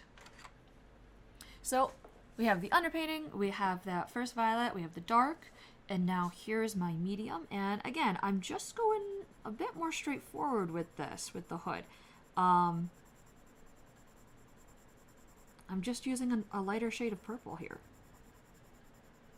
And I'm going to blend it out right over that darker violet that I've already used.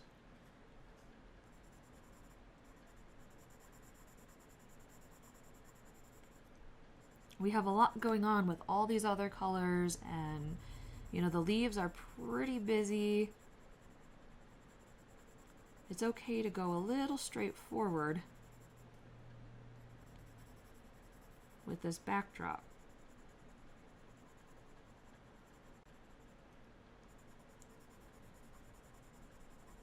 Still following the folds of the material, of course.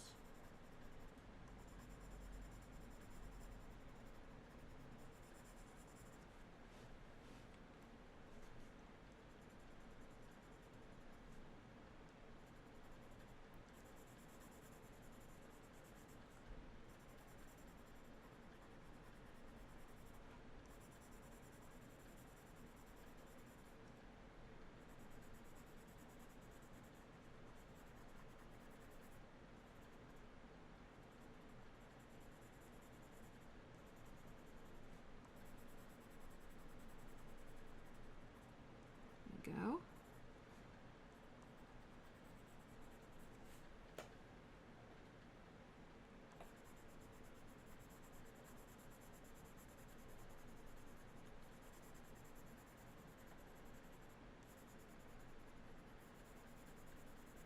It's also kind of fun doing just the straight, you know, dark, medium, light sort of color thing here, because it's almost like, you ever do the color swatches where you just sort of lay out, you know, gradations of color with your pencils. It's good to practice and, you know, see how things blend and see what your colors are doing on paper. This is the hood here, and this material, it's almost like it's becoming a giant color swatch of purple, which is kind of fun.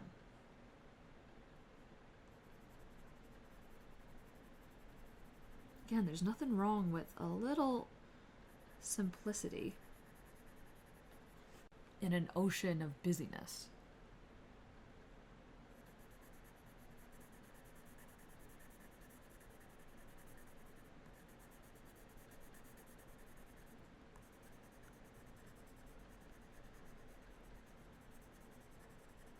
I don't think every part of a drawing has to be overly complicated in order to have, you know, a nice drawing.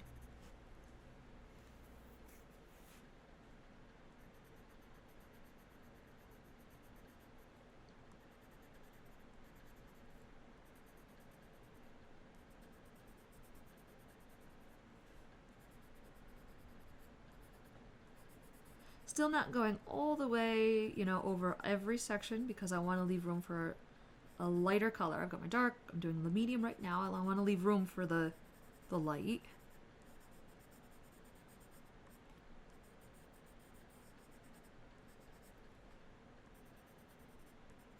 I had a little fun with this these twirling ribbons.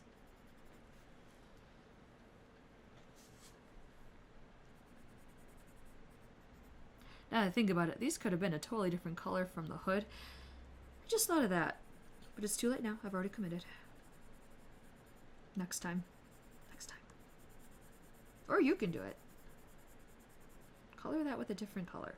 Show me how it'll look. Someone get on that. Can someone else do that for me? Thank you.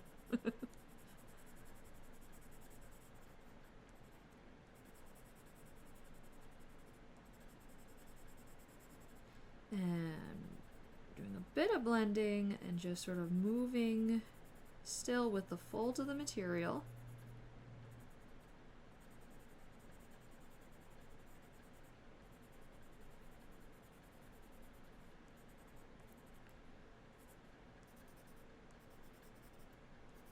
Even blending a bit with my cast shadows.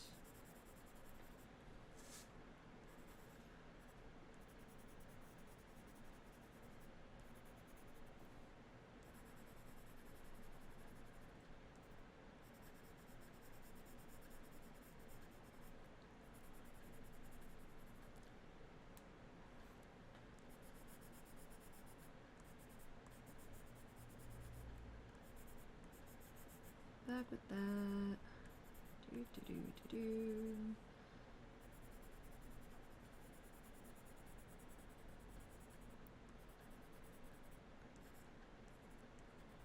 It's a lot easier doing these big sections when the pencil tip isn't as sharp. So I'm really enjoying it now that it's been worn away a bit.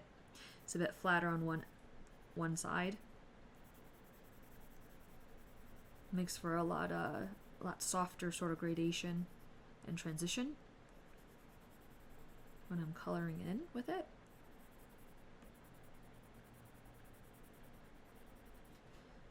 Still blends beautifully with that darker purple. Just does a really good job.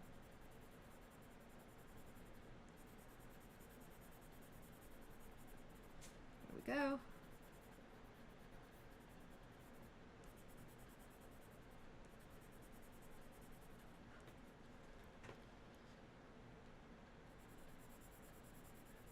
Filling that a bit.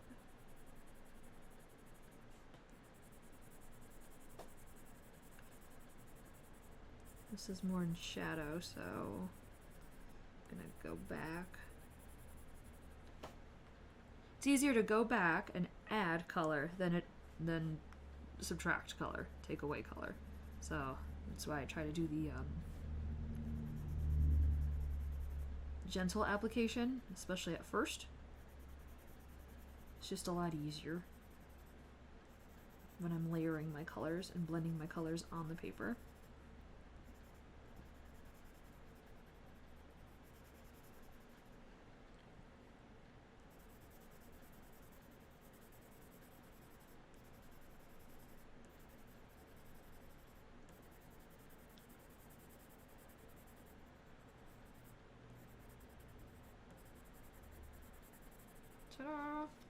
Alright, dark, medium, and now for the light, actually instead of the purple, which, you know, I've got a lot of purple going on here, I'm actually going to go back to this again, that lighter peach, and I can clean the tip a bit.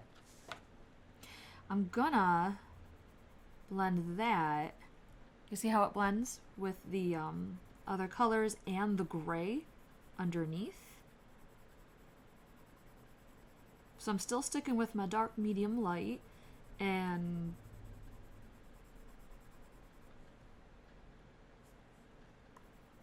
I think it'll just do a good job of letting that purple have its moment.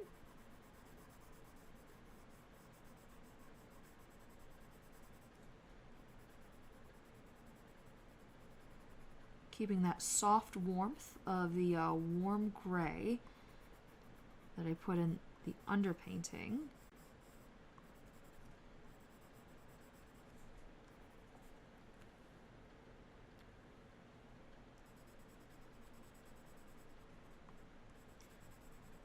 And it'll tie in the colors a bit with the colors that we've already used. like visually. It'll tie in, you know, everything together.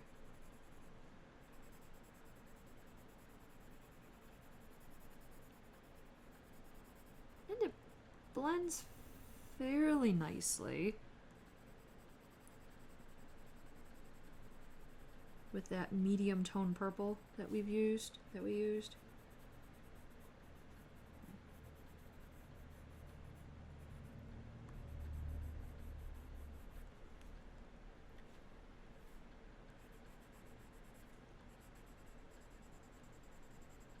we go.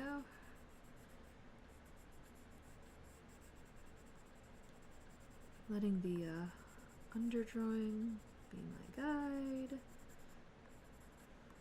for where the pencil goes, where the highlights go. And because, you know, I kept the color scheme of the hood fairly simple, I mean, it goes quickly when you're coloring it in.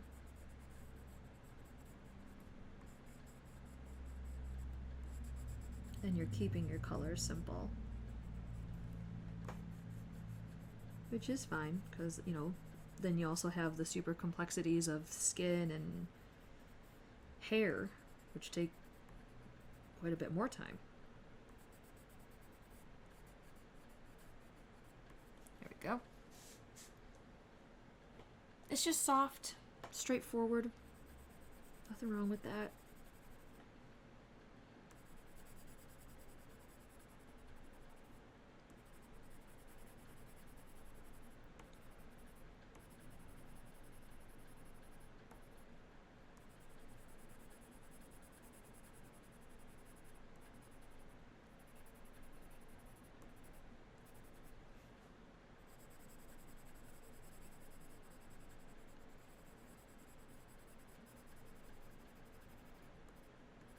I mean, it just blends beautifully with that warm gray, too.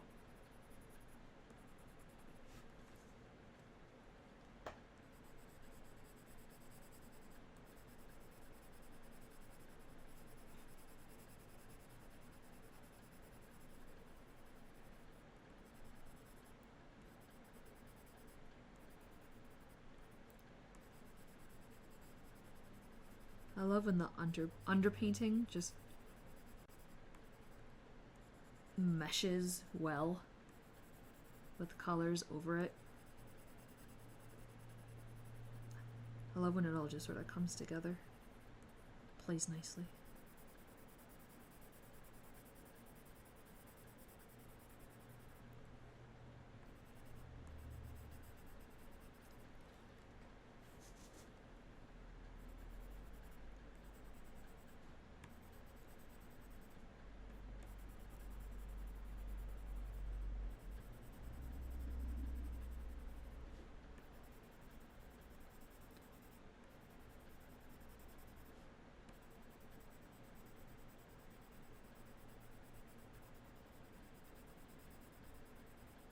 And I love how this purple is basically being given its own moment.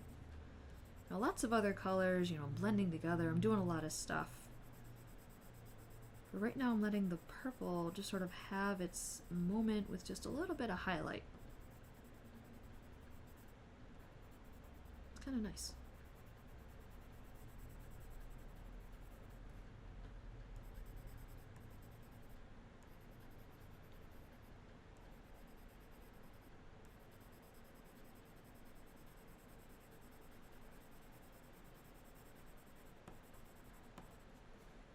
Look at that. It's nothing too crazy.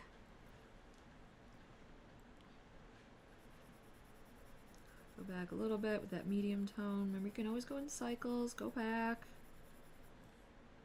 If you want to blend a little bit more in certain areas. I don't want to go too nuts with it though. I kind of like this straightforward blending back here.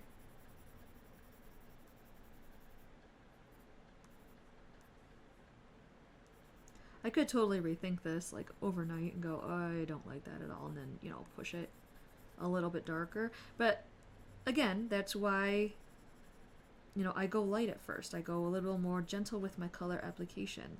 So I can always push myself a little bit further if I want to.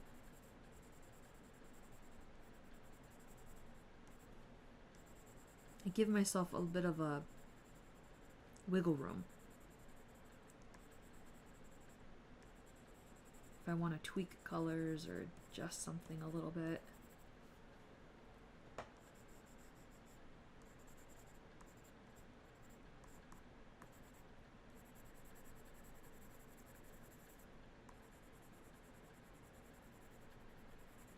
Blend something a little bit more. It's a lot easier when you don't go too dark too fast.